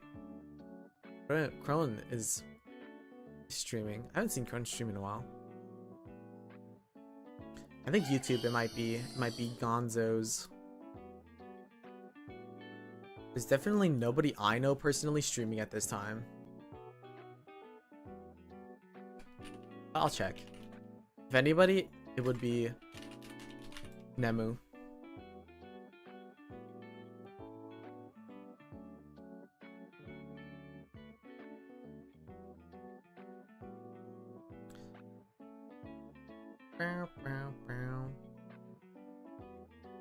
Be as effective as Sunny's streaming. Little dog boy. I think I can stream Sunny. I had a little bit of a chat with him. Brian hates you, but honestly, I don't know. Because I think if I raid 2 different people, I'm gonna get so confused at this time. The assist dap.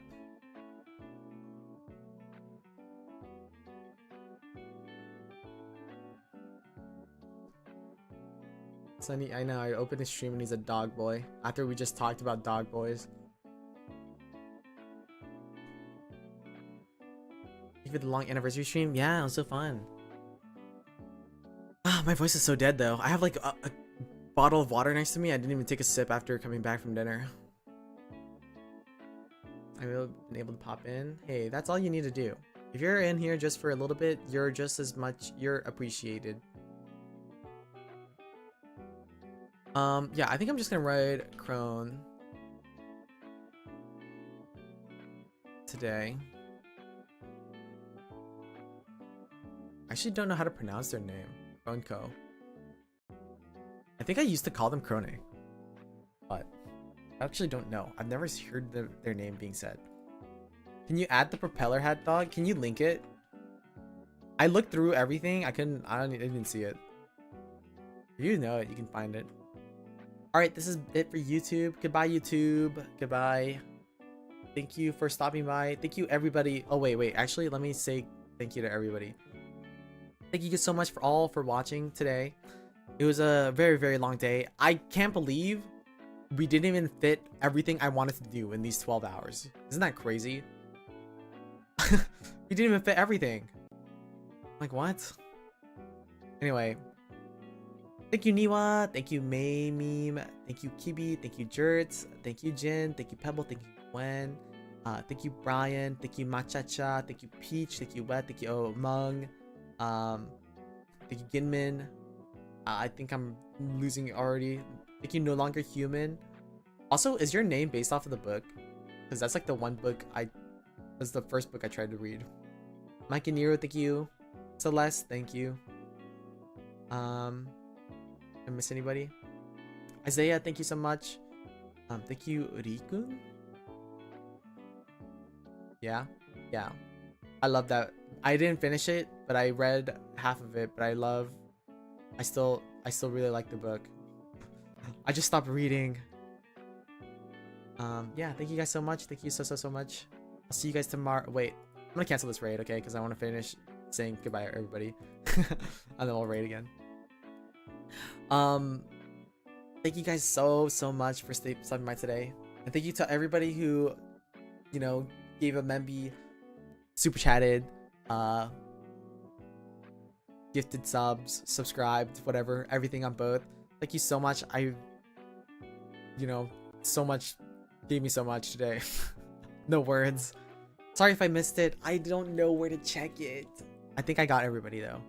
But if you donated or did anything in the karaoke stream, I don't even know how to see it, to be honest. Especially on YouTube. I have no idea. But maybe if I did miss it, I'll find it. Who knows? I don't know. I did see. I didn't get rid of the chat that much. Thank you, Eve. Thank you, Hans. Alright. Anyway, tomorrow will be Go at 3 p.m. PST, my usual time. We're gonna be doing Go. I'm gonna make a Phreid that is not a cat boy. And then I'm gonna make a really simple room. Even though if I were to make a room in real life, it would have like nothing in it. To be honest. I would have a male living space in the sense that there's literally nothing in the room. That's my ideal. I love male living space. Alright. Goodbye. Goodbye, YouTube. I will send you off now. Goodbye. Goodbye. Pew, pew, pew, pew, pew.